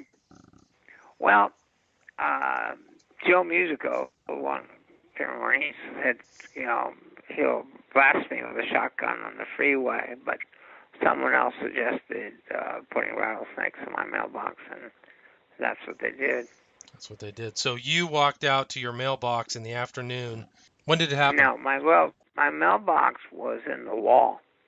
I had returned from a meeting with a representative of the Governor Brown's office, Department of Justice, and it was, that's to say the Synanon was trying to kill me. And by this time, a whole list of ex-Synanon people had signed a document about meetings and what was going on and gave it to the authorities because of what they did to Phil Ritter. So now there was starting to be this, oh, maybe there really is something here. And they're meeting with me and LAPD intelligence, which I had just helped with EST. If you read that chapter. Yeah, I did, of course. In my book. Yeah. And so the same LAPD guys that had asked me to help them with EST, believed me, and they were there and had this meeting. And I came home from it and was tired. The World Series was coming on, and I just wanted to not think about it for a little bit. And I put my books down in the kitchen, and a few short steps in the wall is the mailbox in the wall. There's an outside, you open the lid, and then the inside of the house, you open the lid like a French shoebox, right. And the snake was coiled in there. Unfortunately for me, I was kind of vain in those days, and I didn't want to wear glasses. And contact lenses, they were just hard, not soft ones, and they kind of hurt, so sometimes I just didn't wear anything. I think that if my glasses were on order, if I had been wearing my contacts or wearing glasses, I think I would have seen what it was inside the grill, and I would not have gotten dead. But because it was blurry to me, I thought it was a scarf or an oblong package. You never would think a rattlesnake. And, of course, its tail was removed, so it didn't rattle. I still look upon myself as stupid, and people say, well, no one would expect a rattlesnake in your mailbox. But I should have expected a bomb. Seeing an odd package in there. I mean, I should have gone down real close and inspected it. And if it was an odd package, call for the bomb squad. Gotcha. It's pretty stupid for some. What happened after it bit you? How did you, you were lucky to survive. How did you save your life? Well, the first thing is when I came home, my border collies, Tommy and Devin, would greet me at the door, and then they would go out and play in the front yard, so I'd leave the front door open. And in about 20 minutes, they'd come back, and then I'd close it. Well, they heard me scream, and they were coming charging full speed back to the front of the house. And the snake had recoiled on the floor, and so I had to risk getting bit a second time to get sort of over the snake and shut the door on my dogs. And then I used to study when I was in elementary school, sort of herpetology as a hobby, and I used to catch lizards and things. And I sort of knew that I was supposed to get ice. I knew I had to stay calm, and when you opened the back door, I knocked out the wood piece that would keep the sliding glass door from opening so someone could get in. I went out the rear of the kitchen door and locked it as I went because I wanted to make sure that no kids came in the house.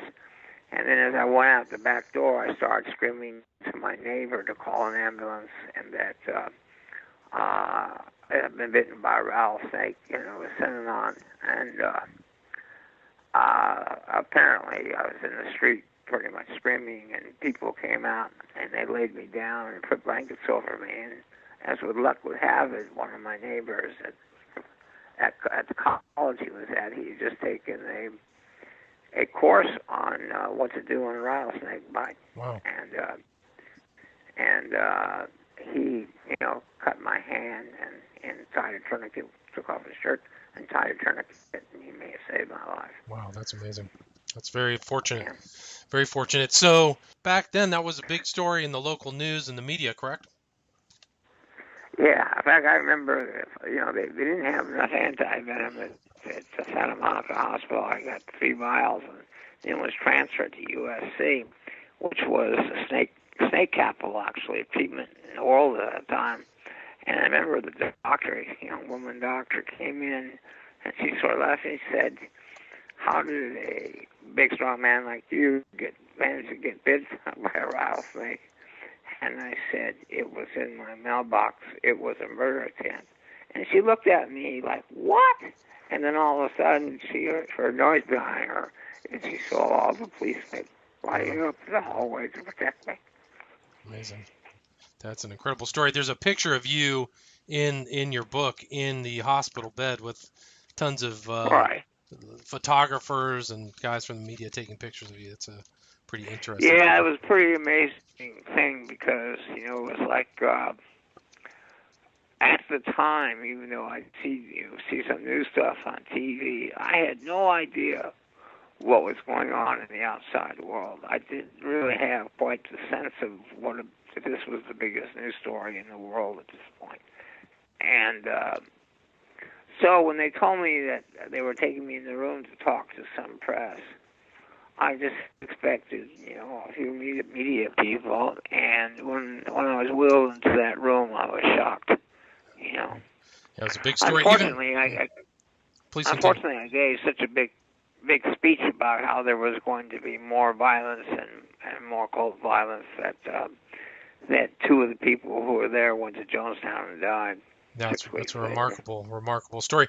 You even merited a comment from William S. Burroughs, who said, "Hardcore Synanon members still believe the media put that rattlesnake in Paul Morantz's mailbox to discredit Synanon. Is there any limit to brainwashing?" William Burroughs wrote. Yeah, it's become a famous quote. I feel kind of honored. I always remember Chevy Chase's comment on Saturday Night Live. What did he say?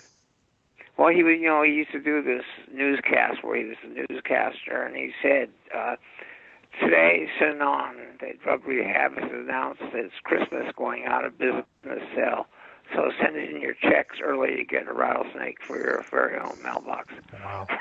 Oh, I didn't hear that part. It becomes sort of a national joke. Another one was, why did 1,000 Synanon people commit suicide?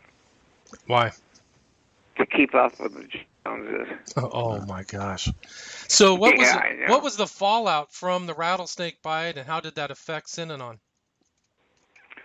Well, Synanon is pretty amazing.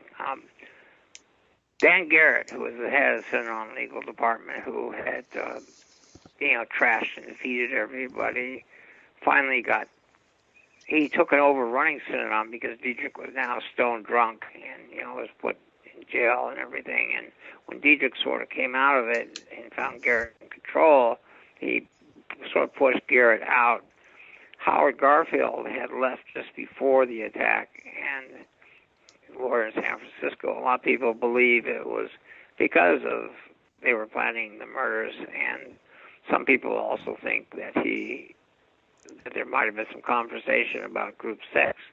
In December 1977, Diedrich, after his wife died, ordered all the couples to change partners. And so they didn't know what he was going to do next. So Phil Burdett sort of inherited it, and there was an onslaught of litigation with Synanon in the criminal case. There's a very short aside story to this that is kind of interesting, if you want me. Yeah, please do. Please tell me. In 1975, I think it was, they opened the Federal Public Defender's Office in Los Angeles. They didn't have one until then. They only had the State Public Defender. And a man who had been framed by a detective in Buena Park and spent 2.5 years in the federal penitentiary, a private investigator for this new office was able to prove the frame and got him released from prison, and they arrested the crime lab guy who manufactured the evidence against him. And I went to do a story I remember I was doing magazine article writing, so I wrote this for Coast magazine, and I went and interviewed the very first man to serve as federal public defender, and his name was John Vandekamp, and we sort of hit it off, and then he called me to tell me how much he liked the article, and I said to him, John, I know that you're going to be a politician. I know that this is just your first stepping stone, and I said that I hate politics, but I believe in you, and I said if you ever need to have a volunteer or you need volunteers for something when you make your move to run for offices, you can call on me. And he never did call on me. But when I got to Rattlesnake, John Vandekamp was the district attorney of Los Angeles. Interesting. Yeah. And Synanon never knew that, Vandekamp assigned the 3 best deputies in his office. Major crimes went into, they were working on the Hillside Strangler, but now they're working on Synanon. It was pretty amazing the job that the police and the district attorney's office had done. What criminal charges were filed against Synanon? What's that? Do you know the criminal charges that were filed? Were they convicted? Yes, conspiracy to commit murder, and also Diedrich was charged with ordering a kidnapping of somebody. Gotcha. But the story of how Synanon ends is Synanon is to the guilty pleas for 1980, and Synanon is not only surviving, but they're getting richer. People are still sending money to for the merchandise, right? For the merchandise. Merchandise, and they're making money. And I think you even had somebody on your show who, didn't die in Jonestown, who joined Synanon after the rattlesnake. Yes. Yep. So what happened is that finally in '82. I have to tell an interesting little story. I'm sorry it goes back, but it's worth it. No, do it. No, your stories are fantastic.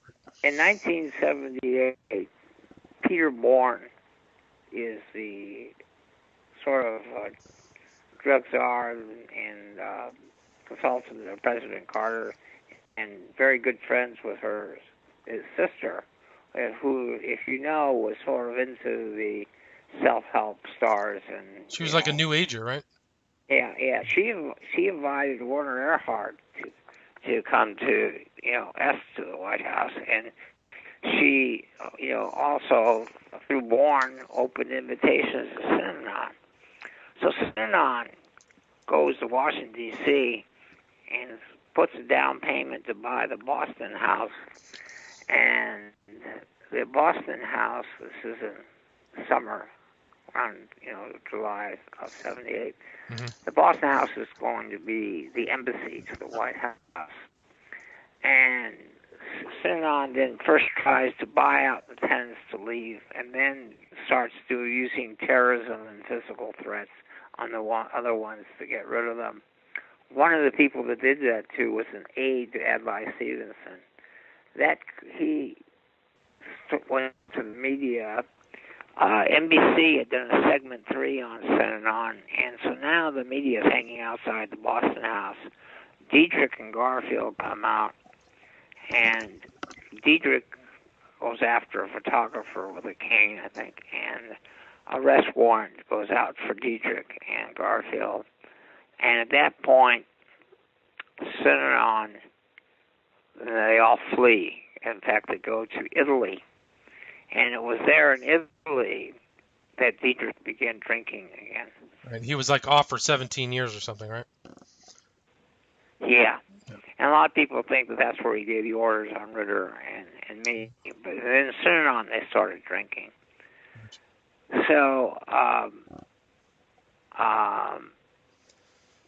but that was in your... Huh? Okay, so now Synanon sues the owner of the Boston House, Bernstein, to get their security deposit back, saying that he didn't tell them the truth about zoning laws and that they were having problems. And he says, I'm not giving deposit. And he files a cross-complaint against Synanon saying, you didn't tell us that you're a terrorist organization and you terrorized my tenants and drove them out. And he wants money.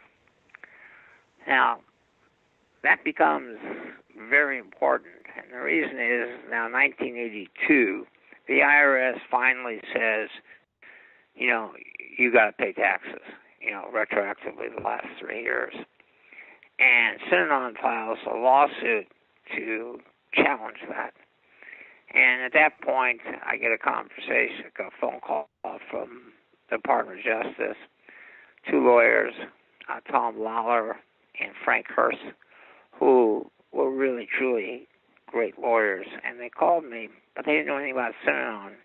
I remember they told me later, I actually didn't remember it, they said that when they called me, and they said who they were from the United States Department of Justice, they said I responded, what in the fuck have you guys been? So, anyway, they were there now, and I then became a consultant to the United States Department of Justice, and it sort of changed direction. The case was sort of built around that time, that the money that had been taken out of Synanon into the private pockets of people, and to money paid over to Diedrich's bank account, and to the fact that there was no charity purpose. But there's another rule of law that says that even if you are a charity, there's no absolute right to not pay taxes. We do that on the assumption that you're serving the public good. We give you this gift. So we are making like a contribution to your charity. But if you do things that are against public policy, well, then we don't want to make a gift to you, and you got to pay taxes like everyone else. The United States Supreme Court rendered this case in the case against Bobby Jones University, which was running a college that did not allow blacks to date whites. So they said, well, that's against public policy, so we don't care if you're church-owned or not, you're paying taxes.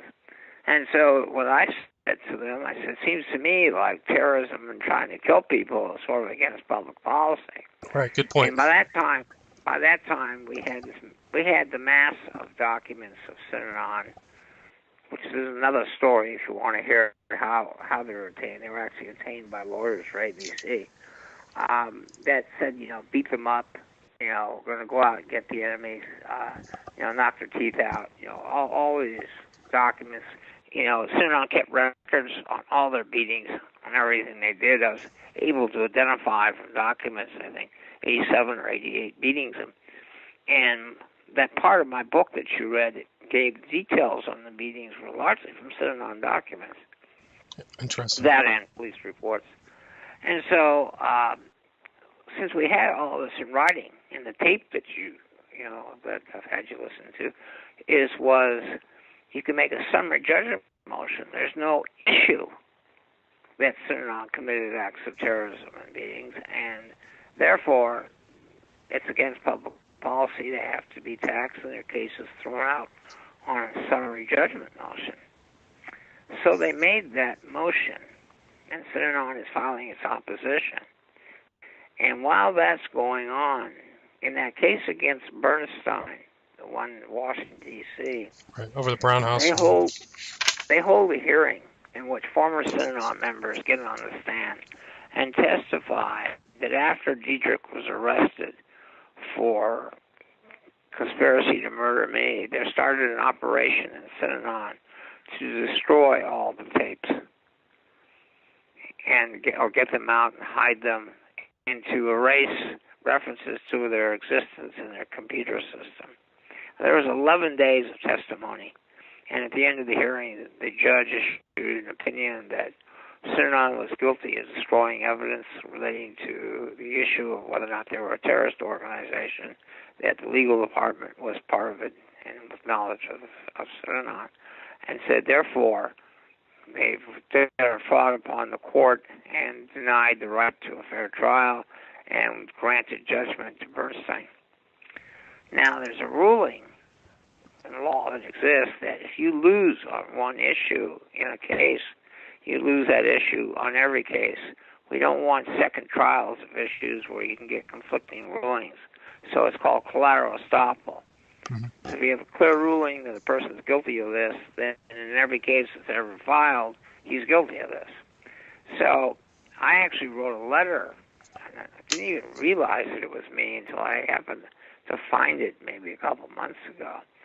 I wrote a letter to the Department of Justice that basically said, it was giving them advice, and suggestions on the summary judgment motion, draft of it. But I said, because of the Bernstein ruling, couldn't we argue that it's against public policy merely for a charity to destroy evidence as to whether or not they're doing a charitable purposes or not, and that you don't have to even reach the issue of whether or not Synanon committed the violence. The fact that they destroyed the evidence relating to the issue in and of itself would be a violation of public policy. And they filed a second summary judgment motion on that issue, and when signed to the same judge, believe it or not, had the Nixon tapes before him. He must have thought it was a big deja vu. And he granted on that theory. He said that I've been asked to rule as a matter of law Synanon was a terrorist violent organization, and he says, and there is the evidence for me to do that, but it's not necessary because Synanon destroyed evidence intentionally relating to that issue and has lied to the court, about it. The IRS wins.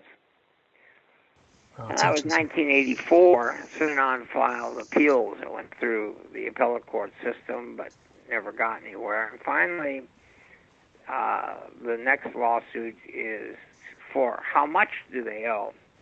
And the judge hears that decision. He's adding up what is the value of the squares living there and working for free.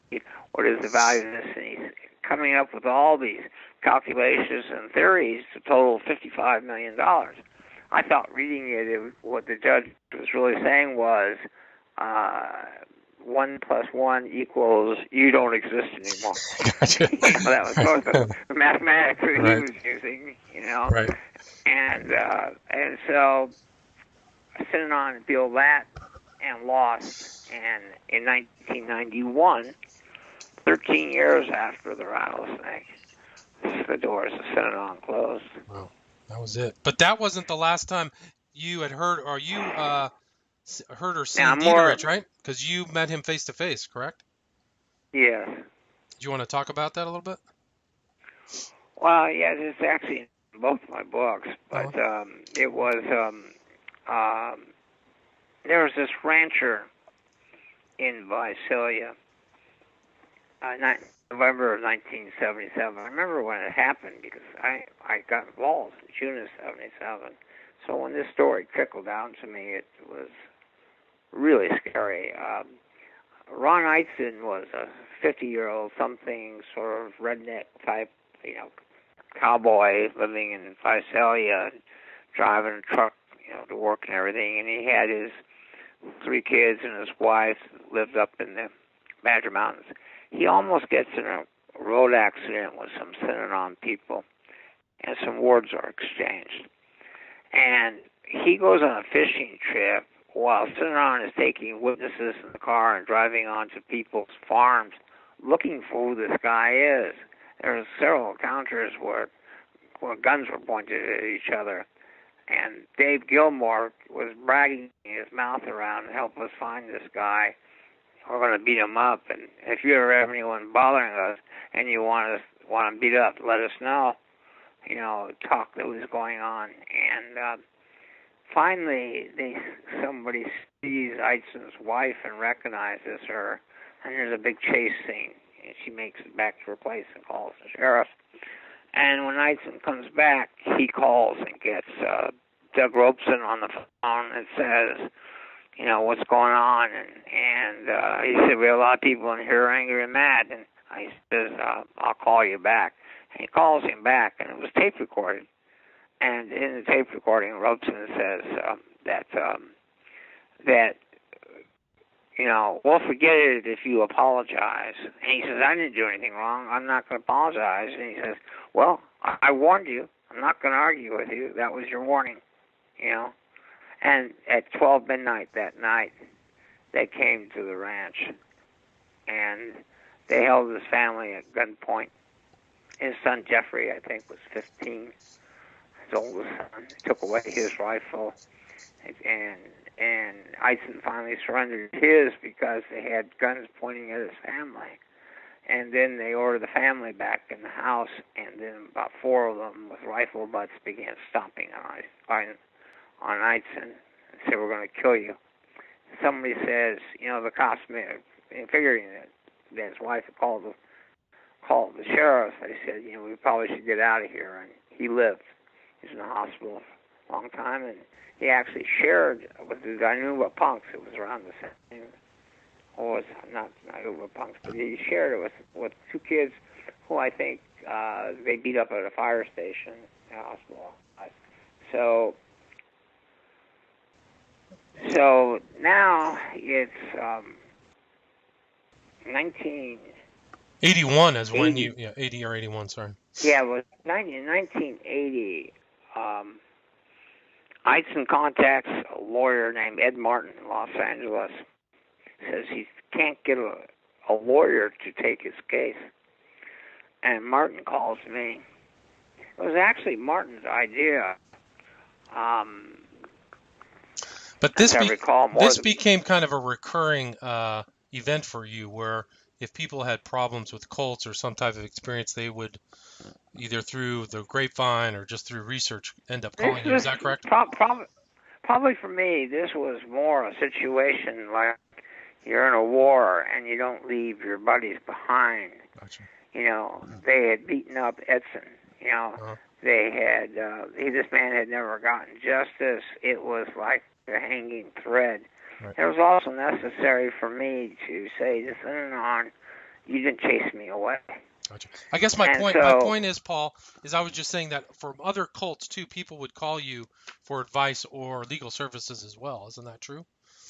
Not just Synanon. Yes. Yeah, okay, gotcha. Yes. In fact, the Center for Healing Therapy had sort of popped up around 1980, and I sort of put someone else on the case just to finish Edson. But the point that I want to tell you is that the statute of limitations back then was 1 year. This happened in November 1977, and now we're in 1980. And so when we served them with the lawsuit, I used to fly up a 6-seater airplane to Australia and take air sickness pills. Is that what we argued is that the exception to the statute of limitations is if you do something to prevent the person from being able to file the suit. So what we claimed is that Synanon, by doing the new religious posture and all the attacks it did and all its lawsuits and terrorizing Visalia, that every attorney in Visalia was too afraid to take this case. And particularly when they tried to kill me, there wasn't any way a lawyer was going to take his case. So I said, that's why he didn't file within the statute. He'd been trying all along. And now I'm here from Los Angeles to finally see he gets justice. I think, whether or not we were so right on the law, but the judge ruled in our favor, I personally think he was just so happy to see me. That's why someone was going to take him on. I believe it. And that's what led to your deposition of Peter. Yes. So it was in that case in Visalia that I flew up to take his deposition. Now, in the ABC litigation, Dietrich had already blurred out about Edson saying that, well, some country bumpkin had, messed with our people on the road, so, he had to be taught a lesson that our roads will be safe. A gun butt on the back of the head in front of his family is a good way of doing that. So I figured this wasn't going to be a difficult case to try anymore. He'd already opened his mouth, and it was sort of a curiosity thing. I wanted to understand why this happened. Right. I really spent most of the time questioning him about his past and his decision making, and to sort of get answers to questions that I wanted. Right, and that's the guy who ordered the snake attack upon you that almost killed you. Yes. Yes. As I said in my book, I was dedicated to Diedrich because they had priced a hitman at $10,000, and he said, "Why spend the money? We have the Imperial Marines. We can do it ourselves." And with that decision, he saved my life. Fascinating. Did you have any lingering after effects from the snake bite? Did that affect your arm or anything? Yeah. Oh, gotcha. So that was your time pretty much with Synanon. That pretty much ended it. Your contact and litigation with Synanon was that final Edson case there from Visalia. Is that correct? Well, I also had a case, Dan Ross, who was a member who gave a lot of money to them, and they threw him out. And he wanted his money back? Yeah, he gave him $25,000 to take care of his mother-in-law, and then they threw him out. He didn't allow him to see his mother-in-law. And Diedrich was asked by Connie Chung, why would he do that? And he admitted it. He said, well, the media holds us back. He spoke to the media. Wow. And so, that, too, was a pretty easy open. So they also threw him out of the game because he wouldn't donate his last money, and they picked him up by the ear, and that game was tape recorded, so we had the tape of that. You, so these were you thanked Connie Chung in the acknowledgments. Was that just for her reporting, or did you have kind of a personal, did you stay in contact with her? I felt at the time that we had sort of a personal friendship. And the big reporters were Connie Chung, Nardis Kino, and Dave Mitchell, who were making Synanon their, the thing. Connie went up to interview Diedrich, and I would call Connie and I'd say, that Chuck Diedrich has a crush on you? And I would tell her things that they were doing, preparing for her. And of course, I think I kind of liked that I could be at a party somewhere, and I'd say, watch this. So I'd, take a phone and dial, CBS, and I'd say, newsroom, please. And I said, Connie Chung, it's Paul Morantz. And next thing, I'd be, putting the phone across the room. Connie's on, on the phone saying hello. And, when I came back from the hospital, she came out of the front door of my house. Oh, now, I would say that I find a loss in some ways that Connie and I had never spoken again since sort of the Synanon story ended. But that is something that you probably know as a journalist, and that I know as a journalist. You do a story, and you get very close with the people. And you think that they're going to be sort of part of your life forever. But then the story ends. A new story comes. You may move to a new city, whatever. And lawyers do the same thing, too. I go through a case, and I almost adopt my clients as my children. And then one day, they're all gone, and you never see or hear from them again. So it's just the fact of life. But I miss Connie Chung. So that pretty much ends your kind of Synanon adventure, but you had other contacts with kind of some of these other cult events, particularly Charles Manson, Jim Jones. Can you talk about your connection to the Charles Manson family? I was, in 1988, I was married, and I purchased a couple of books at the Rose Bowl swap meet on Manson, written by former members, one of them by Tex Watson. And as I came home that night, my wife went to sleep, and I was reading it in bed. I threw it up and hit the ceiling and started shouting. And she said, she wakes up, what's wrong? What's wrong? And I go, he was my friend. He was my friend. I never had known it for all that time. because we never called him Tex Watson, and Watson was a common name.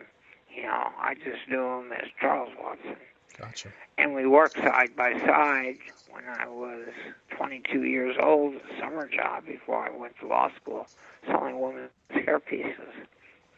And so I'm reading it, and he says, I arrived, in the summer of '68 in Los Angeles, and I got a job at Contessa Creations on La Cienega. I'm like, what? I was there in 1968 at Contessa Creations, and my mind started racing. There was only 4 of us there, right?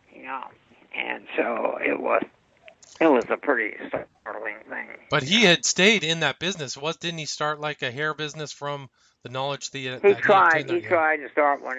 I did too. Matter of fact, when I went to USC, I had an uncle who was wholesaling hair pieces. They were very popular, in the '60s, and so I would let word know at sorority houses and stuff that I could, get stuff, but at cheaper prices. When you met Tex Watson, there was no indication of the future violence. Is that correct? He was, first of all, he was Charles, not Tex, and he was very straight, and he wore generally a suit when the rest of us were casual.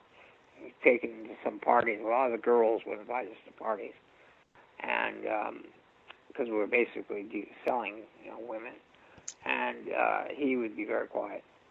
Interesting. It was like trying to, wake him up. Hey, you're in Los Angeles now.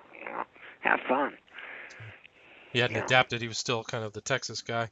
And you also have a connection to Jim Jones. You had referenced early that 2 of the people who came to the hospital as journalists ended up at Jonestown. Can you talk about that and also your relationship to Mr. Stone, S-T-O-N, please? Yeah, Tim Stone is the real story, at Jonestown. And, it's funny, because anniversary, we're seeing movies and CNN specials and everything. You may want to ask me why there's not ever been a documentary on Synanon. I have a very surprising story to tell you. Okay. But the Stone,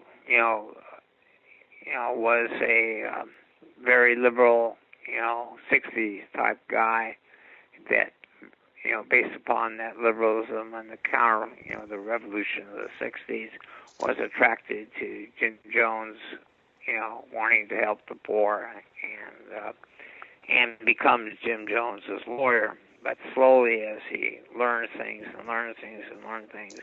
he leaves and then tries to warn people.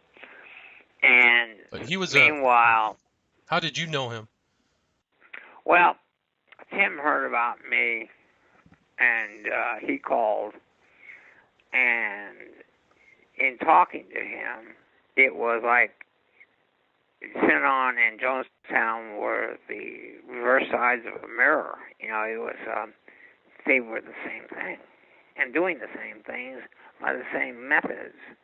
And so we were, in a lot of dialogue about that, and also, started sharing, strategy ideas. And when I was in the hospital with the rattlesnake, Stone left a message that he would fly to L.A. to, help with my office while I was recovering, which was, I thought, pretty nice of him. If I had full use of both my arms, I might have gone to Jonestown. Although I like to think if I had been there, it wouldn't have happened. They were smart enough. See, Stone had a custody order for his child that, just like Synanon, Jones made kids his property. So he couldn't get his kid out. And because he had an order for custody is one of the reasons, and maybe the reason, that Jim Jones went to Guyana, so that we couldn't enforce the order. Gotcha. It wouldn't have a United States, order, and he was unsuccessful to get the Guyana government to do anything. So he came down on the plane with the senator, and but he stayed at the airport, smart enough to know that that in itself could trigger if Jones knew he was there. But on the other hand, if he had been there, it might not have happened. Just as I think that if I had been there, it might not have happened because Ryan made some mistakes. What do you think his mistakes were? What do you think his mistakes were? Well, one was bringing the media in there at all.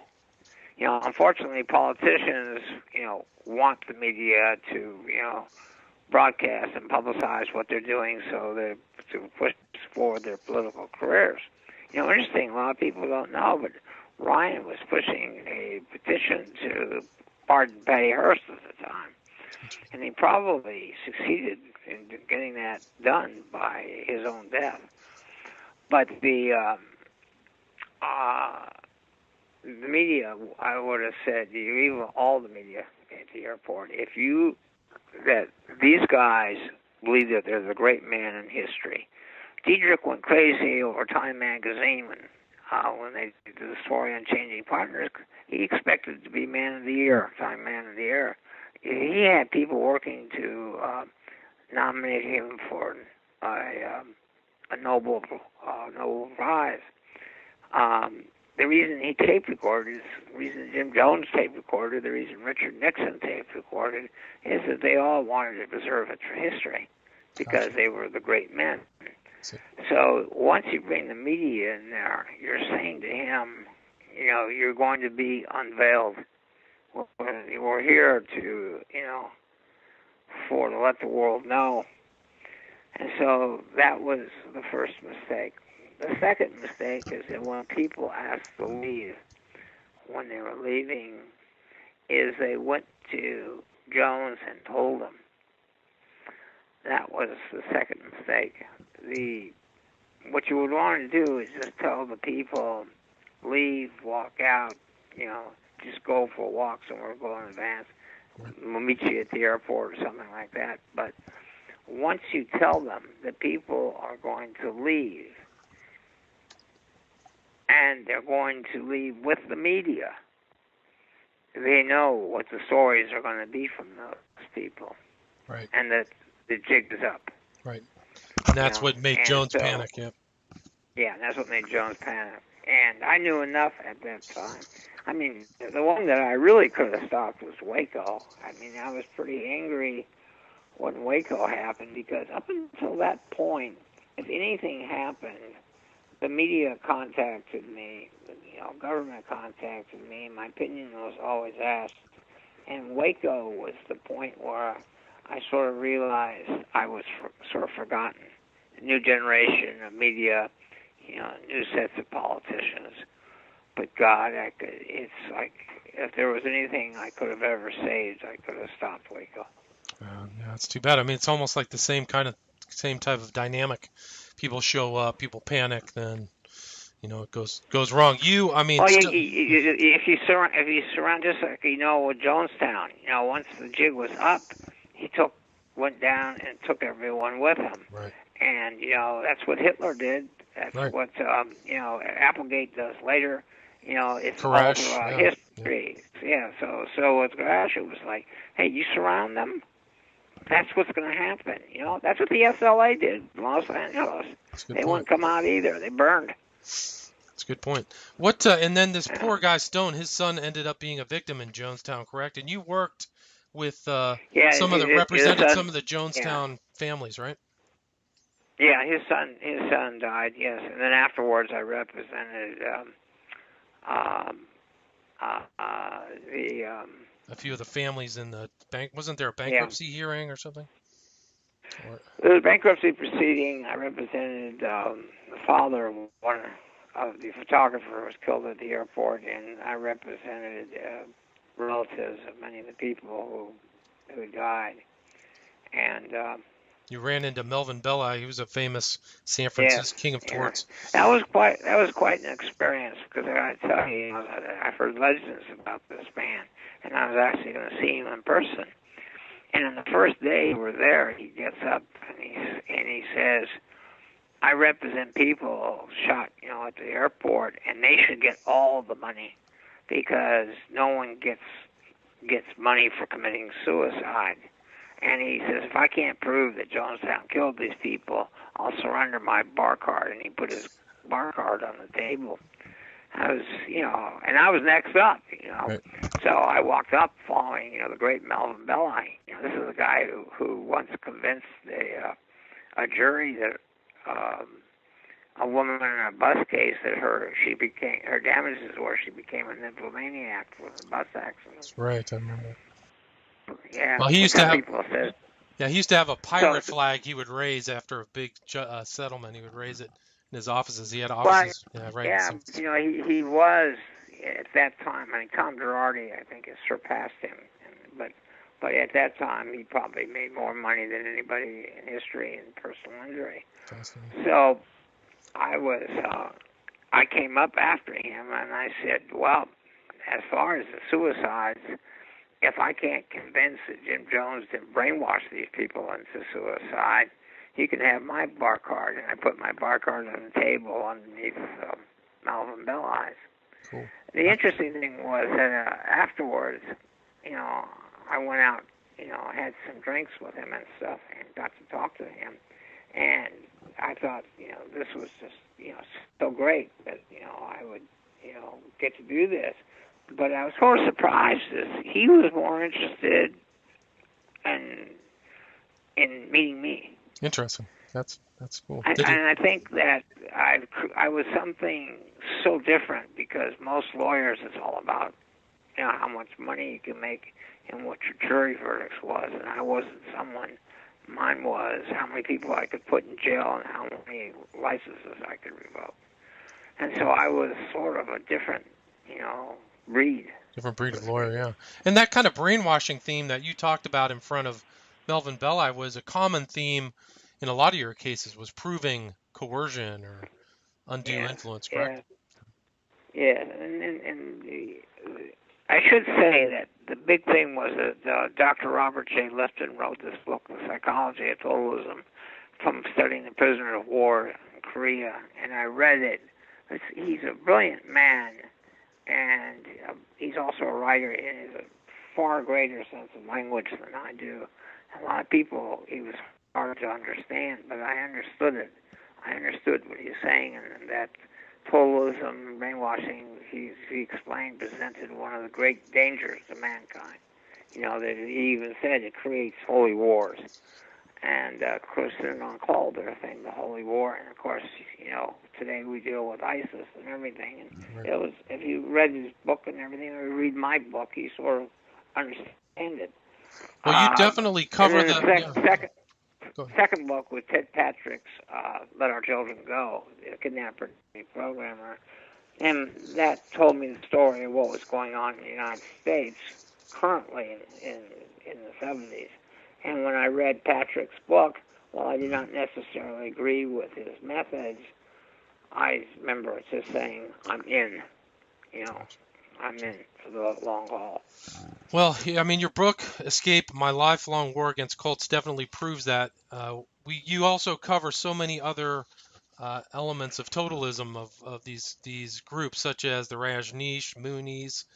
You talk about L. Ron Hubbard, and some other groups. You left out Werner Erhard. And Est, right? That's correct. So yes. You definitely covered. I thought he was the worst and the most dangerous and had the most long-lasting effect on society. Why do you say that? Well, you had the 60s, which was basically, we're going to make the world right, we're going to undo, racism, we're going to give women's rights, gay rights, we're going to end the Vietnam War, it's peace, love, generation. And Earhart comes along with the self-help group that he's a great salesman and promotion, and that uses the sort of what I call a version of the Synanon trip to break people down, attack them like you heard on that tape. You're an asshole, you're this and that, and you're nothing, and be torn apart, and to be, and just like in Synanon, to be kept up very late so that you dissipate. You lose your ego, so to speak. And of course, if you pay $350, you're halfway there before you go in because you want your money's worth. You don't want to say I didn't get it. Right. And while Scientology or Synanon or Rosh Nish or Jonestown have a campsite, and people, it's limited in number. Earhart sought to emphasize the world. And in all the others, I never really cared about their philosophy, so to speak. It was a question of brainwashing and control. But in Est, its philosophy was anti-golden rule, in my opinion. Take from others and take from them first. Right. It was all right to be selfish. It was, you're the controller of your universe, and if you stole from somebody, it was their fault that they let you steal from them.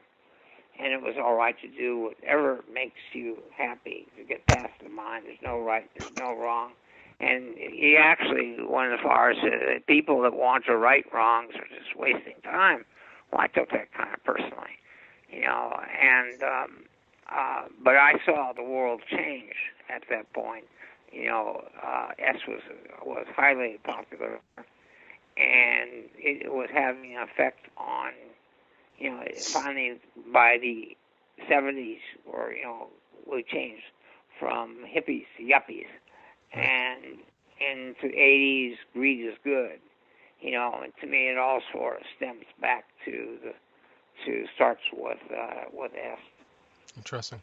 But somewhat was, greed's okay, get what you want, and nothing really matters. Now, it was the perfect thing for Earhart, because here's a guy who abandons his wife and 4 kids at the age of 24 and hops on a plane with another woman, changes his name to Warner Earhart, in a stolen car makes his way out west, and only reunites with his original family when he's becoming so famous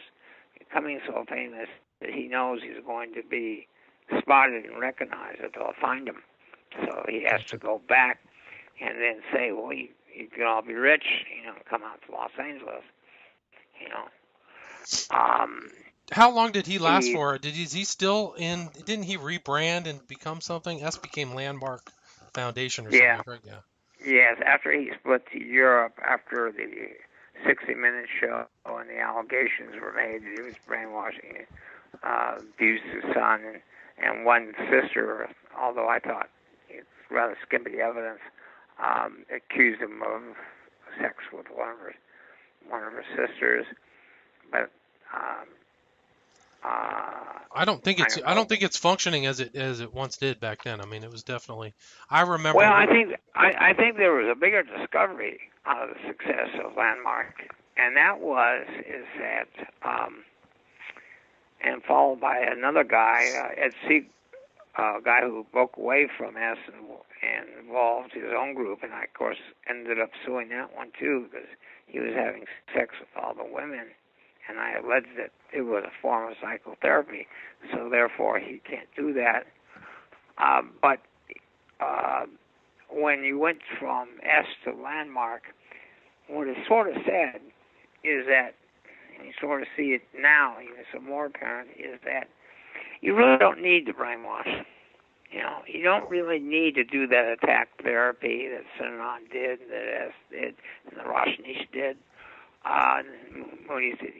It's like, just get up there and say nonsense and emotional things, and people will cheer, and there'll be a group attachment.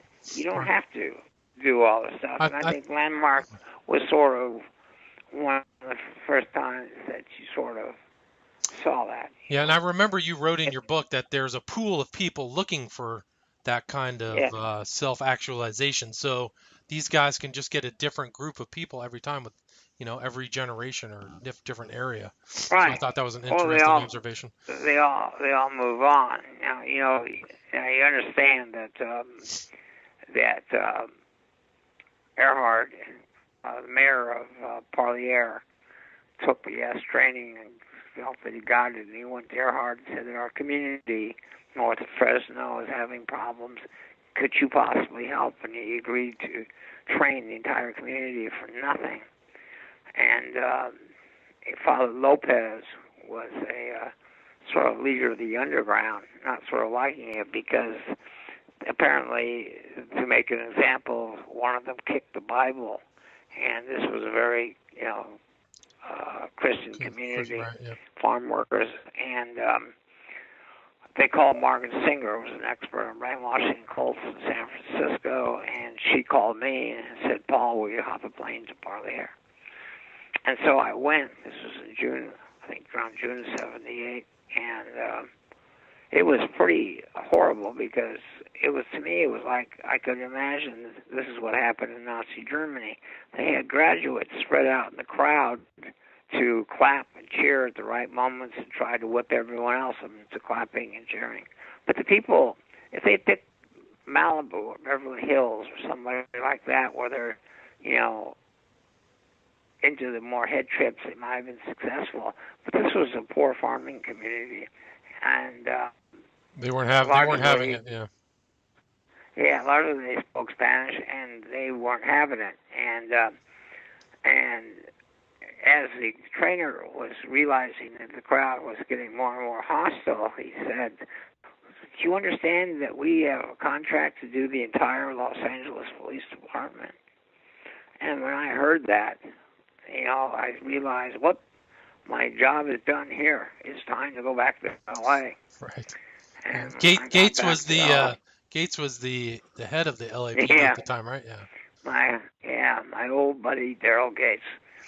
Yeah, it's funny, but after this was all over, there was a time I was with a date at a restaurant, and they were kicking us out because they were going to do a comic roast. And I asked somebody, "Well, who's the subject?" And they said, "Daryl Gates." And I quickly turned to this guy. I said, "Are you one of the comedians who's going to be roasting you?"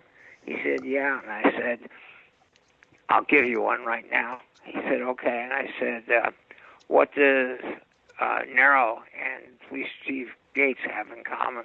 What's that? They both fiddled while their cities burned. That's right. That's perfect. Well said. Yeah. So, I only wish I could have hung around to see his face. And, and I told him when it's all over, tell him that Paul Morantz, Well, didn't you at one point get recognition from one of the city attorneys for your work in the Synanon case? I remember reading that in your book. It was they gave you a standing ovation. What was that at? Mike.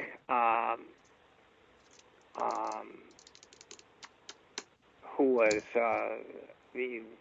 one of the attorneys representing was retiring, and I was invited, and Vandekamp was sort of the MC of it, and Vandekamp went on to be Attorney General, President of the State Bar, and he ran for governor, but he didn't win, and he said that he started recounting Mike Carroll's career. And it's, and he said probably the biggest case was the prosecution centered on Chuck Dudrick. And he says, and Paul Morantz is here with us today. And at that point, I got a standing ovation. And I really was surprised. I just really was. I remember later the current Attorney General came over to meet me and shake my hand. And then when Mike finally spoke, he said the thing he'll remember most about the office was the courage of Paul Morantz. Wow, that's amazing. How many years later after the Synanon case? It was 2000. It was 2000. So 9 years after they were gone, it was, I guess, 22 years after the state. In 2013, Santa Monica gave me a plaque. Cool. But I never received much from Los Angeles or much of anything about 4 times the movie was almost made, twice green lighted, but for very, very different reasons. Well, you were going to say, why hasn't a documentary been made about the why not? I've been approached 6-7 times for documentaries. Of course, now the guy who's making it is actually from England. But here's the thing: 1972, the San Francisco Chronicle does a story on Synanon, calling it the racket of the century. Pretty accurate story. The idea of it was it wasn't any drug rehab, and it was all going into hot tubs and lifestyle. And Synanon, at that point, actually formed their legal department, and Dan Garrett and Garfield, as a result and a reaction to that. Teacher named Toilets. I said the Chronicle, San Francisco Examiner. Back in the day. And he called the Toilets Examiners, and we used to call the Chronicle the comical. Yeah, well, they sued William Randolph Hearst, who soon has his own problems with pattying around with the SLA. Right. But the real problem of the case is that the guy who wrote it had been fired by William Randolph Sr. for fabricating a story inside China that he wrote from Hong Kong bar. And later he had spent time in prison on fraud. And somehow William Randolph Jr. hires him back. And it turns out he's only got one source. And this is really not a good situation for the examiner. To make things worse, the examiner lawyers apparently hire some ex-Synanon people to burlarize Synanon and steal some tapes. And they get caught and prosecuted and found guilty. And so at this point, there's a settlement for $600,000, which Synanon claimed at that time, I think it was 76, they said it was the highest libel settlement in the United States. It was put in the Guinness Book of Records. I remember that the next year when I came into it, and I called lawyers for examiner, they wouldn't even speak to me. But they said good luck. Wow. That's they wished me good luck, but they wouldn't even speak to me.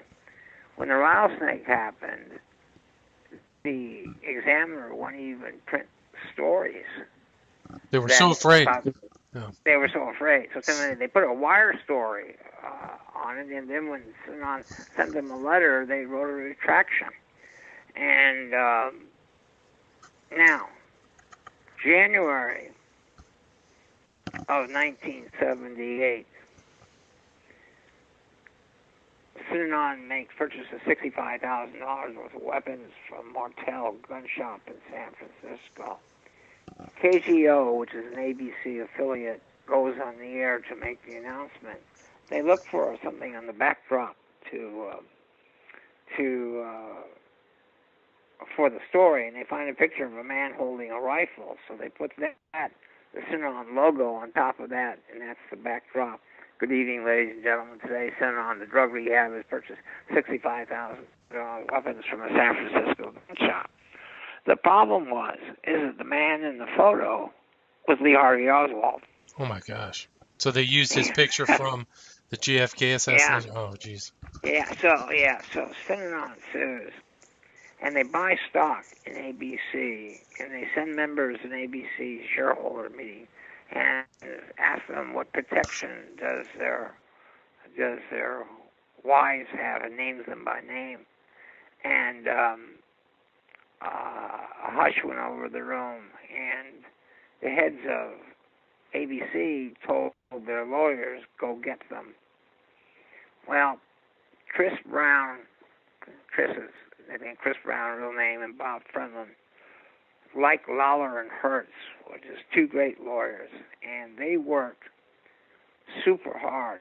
They were the ones who came up with the memos Garfield wrote a letter to Doug Robeson saying these memos on our violent encounters could be used against us. Gather them all up throughout the foundation and bring them to the legal department, and we'll claim attorney-client privilege, and no one will ever get them. And Robeson writes, it's been done. So Synanon thought they cleaned their records. When Synanon wasn't making responses to the discovery, the ABC lawyers were collecting sanctions and moving. And finally Synanon said, hey, you can have everything. We have a warehouse that has copies of everything. Here's the key. Go have a ball. And they thought it was clean, but they hired people who went in there, and they microfilmed everything, and then they had people hired at night to watch it, and all of a sudden a memo would come up, and they'd say, take them down to the basement and give them a lesson in manners, you know. Right. Another one would say, you know, prepare to go out and do missions that you might die. You know, it was, so they had everything, and that helped, you know, it was like. But Synanon had thought they had scrubbed it. They hired somebody, but they didn't do a thorough job. Yeah, they thought they had scrubbed it. Yeah.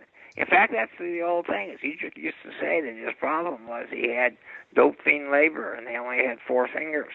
You know, they couldn't do anything right. And, you know, he turned out to be, you know. Correct, right? It was correct. Yeah. He thought he was good.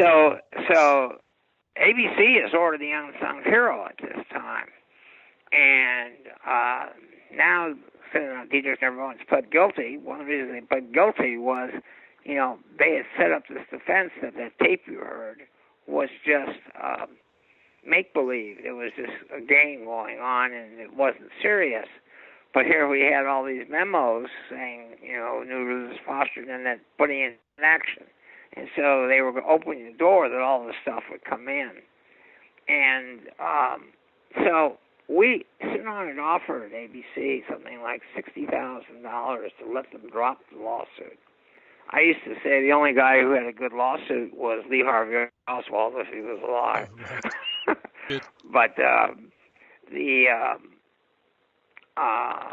the trial goes on, and Synanon is delaying and running up the bill.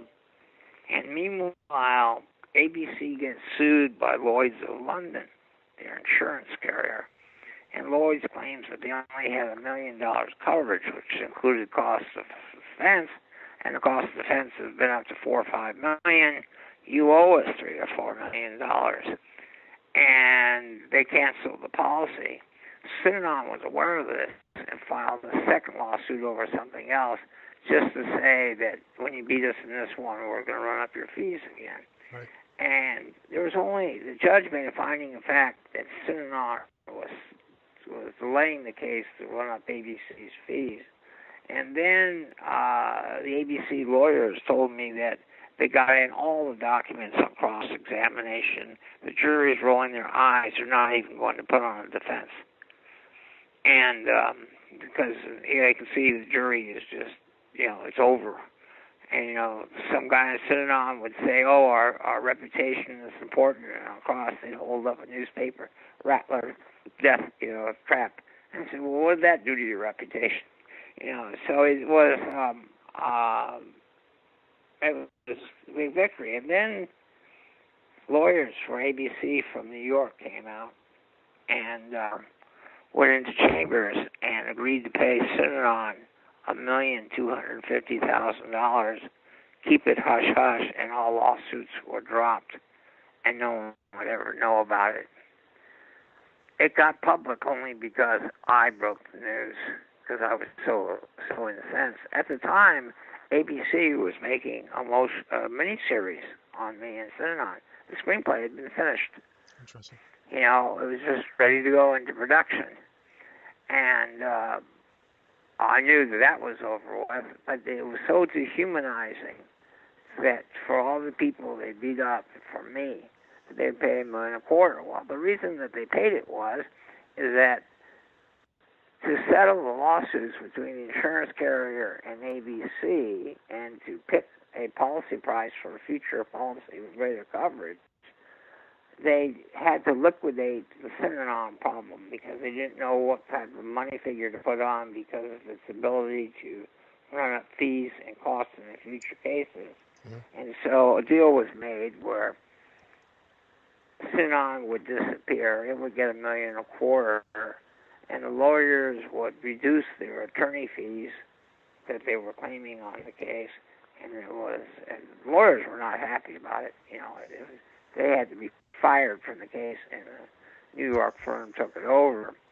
And the jury was so upset that they held a barbecue for Bob and Chris and did it annually for 5 years. Interesting. And, so now, what does this mean? Okay, since the time of, when did pay TV come in? Was it 90s, late 80s? It seems right, yeah. It's hard to remember, but I told you now how the ABC thing,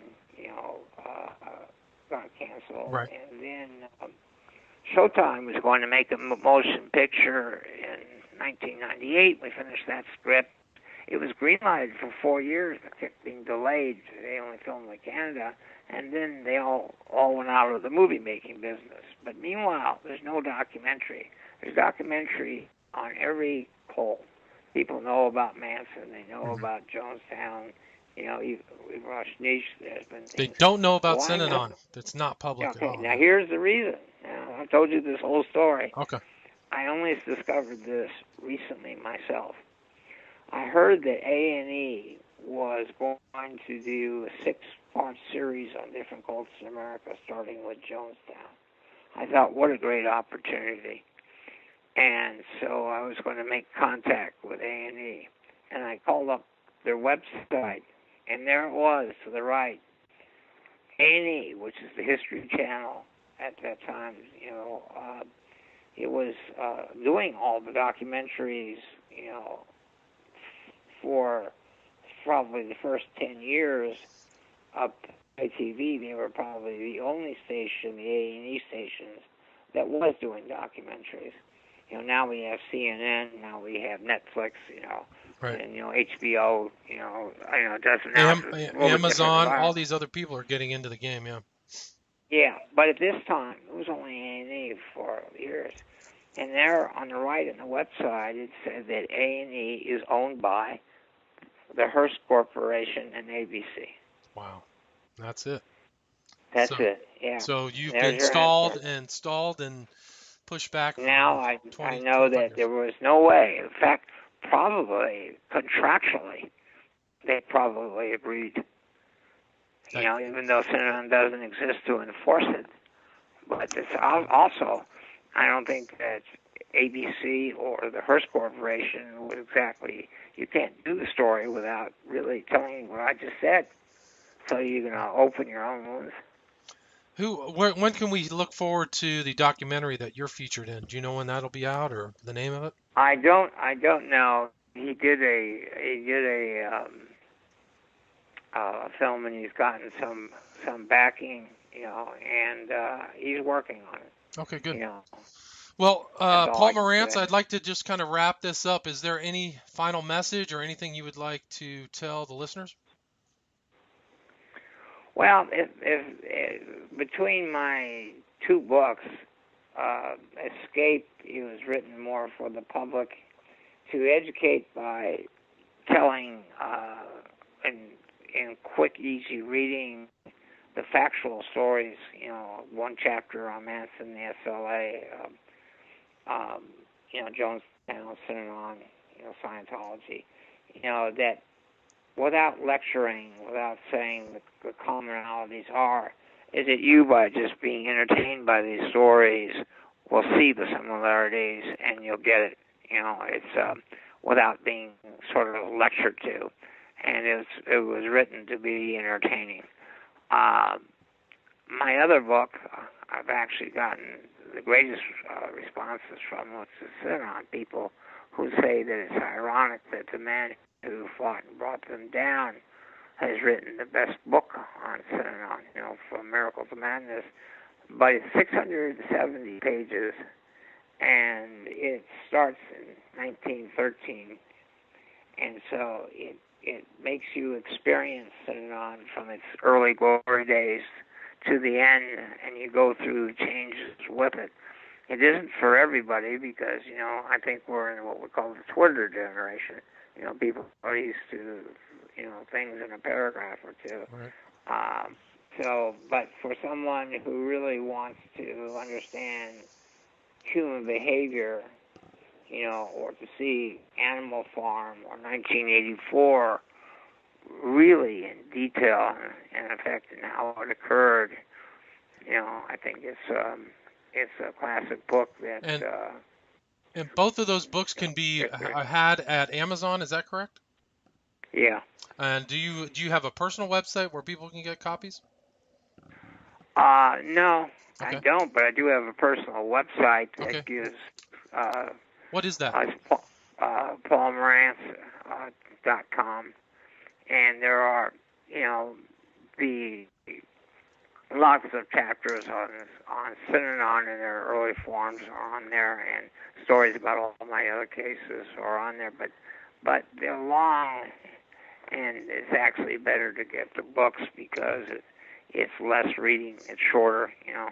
Well, I can testify that Escape My Lifelong War Against the Cult is an excellent book. I read the whole thing, so kudos to you for writing that. And your other book is The True Story of Charles Dieterich and Synanon by Paul Morantz, From Miracle to Madness. So those can be had on Amazon and www.paulmorantz.com. Paul, thank you so much. We talked for a long time. Now we just made 3 hours, so you're my longest interview I've ever done. Really? Well, the question is how many people will be asleep for 3 hours? I don't know. You know, my listeners have long attention spans. They're not fully Twitter generationalized. They actually listen to these things. People put them on and drive or listen to them at work. So you never know. You can see. Well, it was interesting. Thank you very Paul, much. Thank you. God bless. Have a great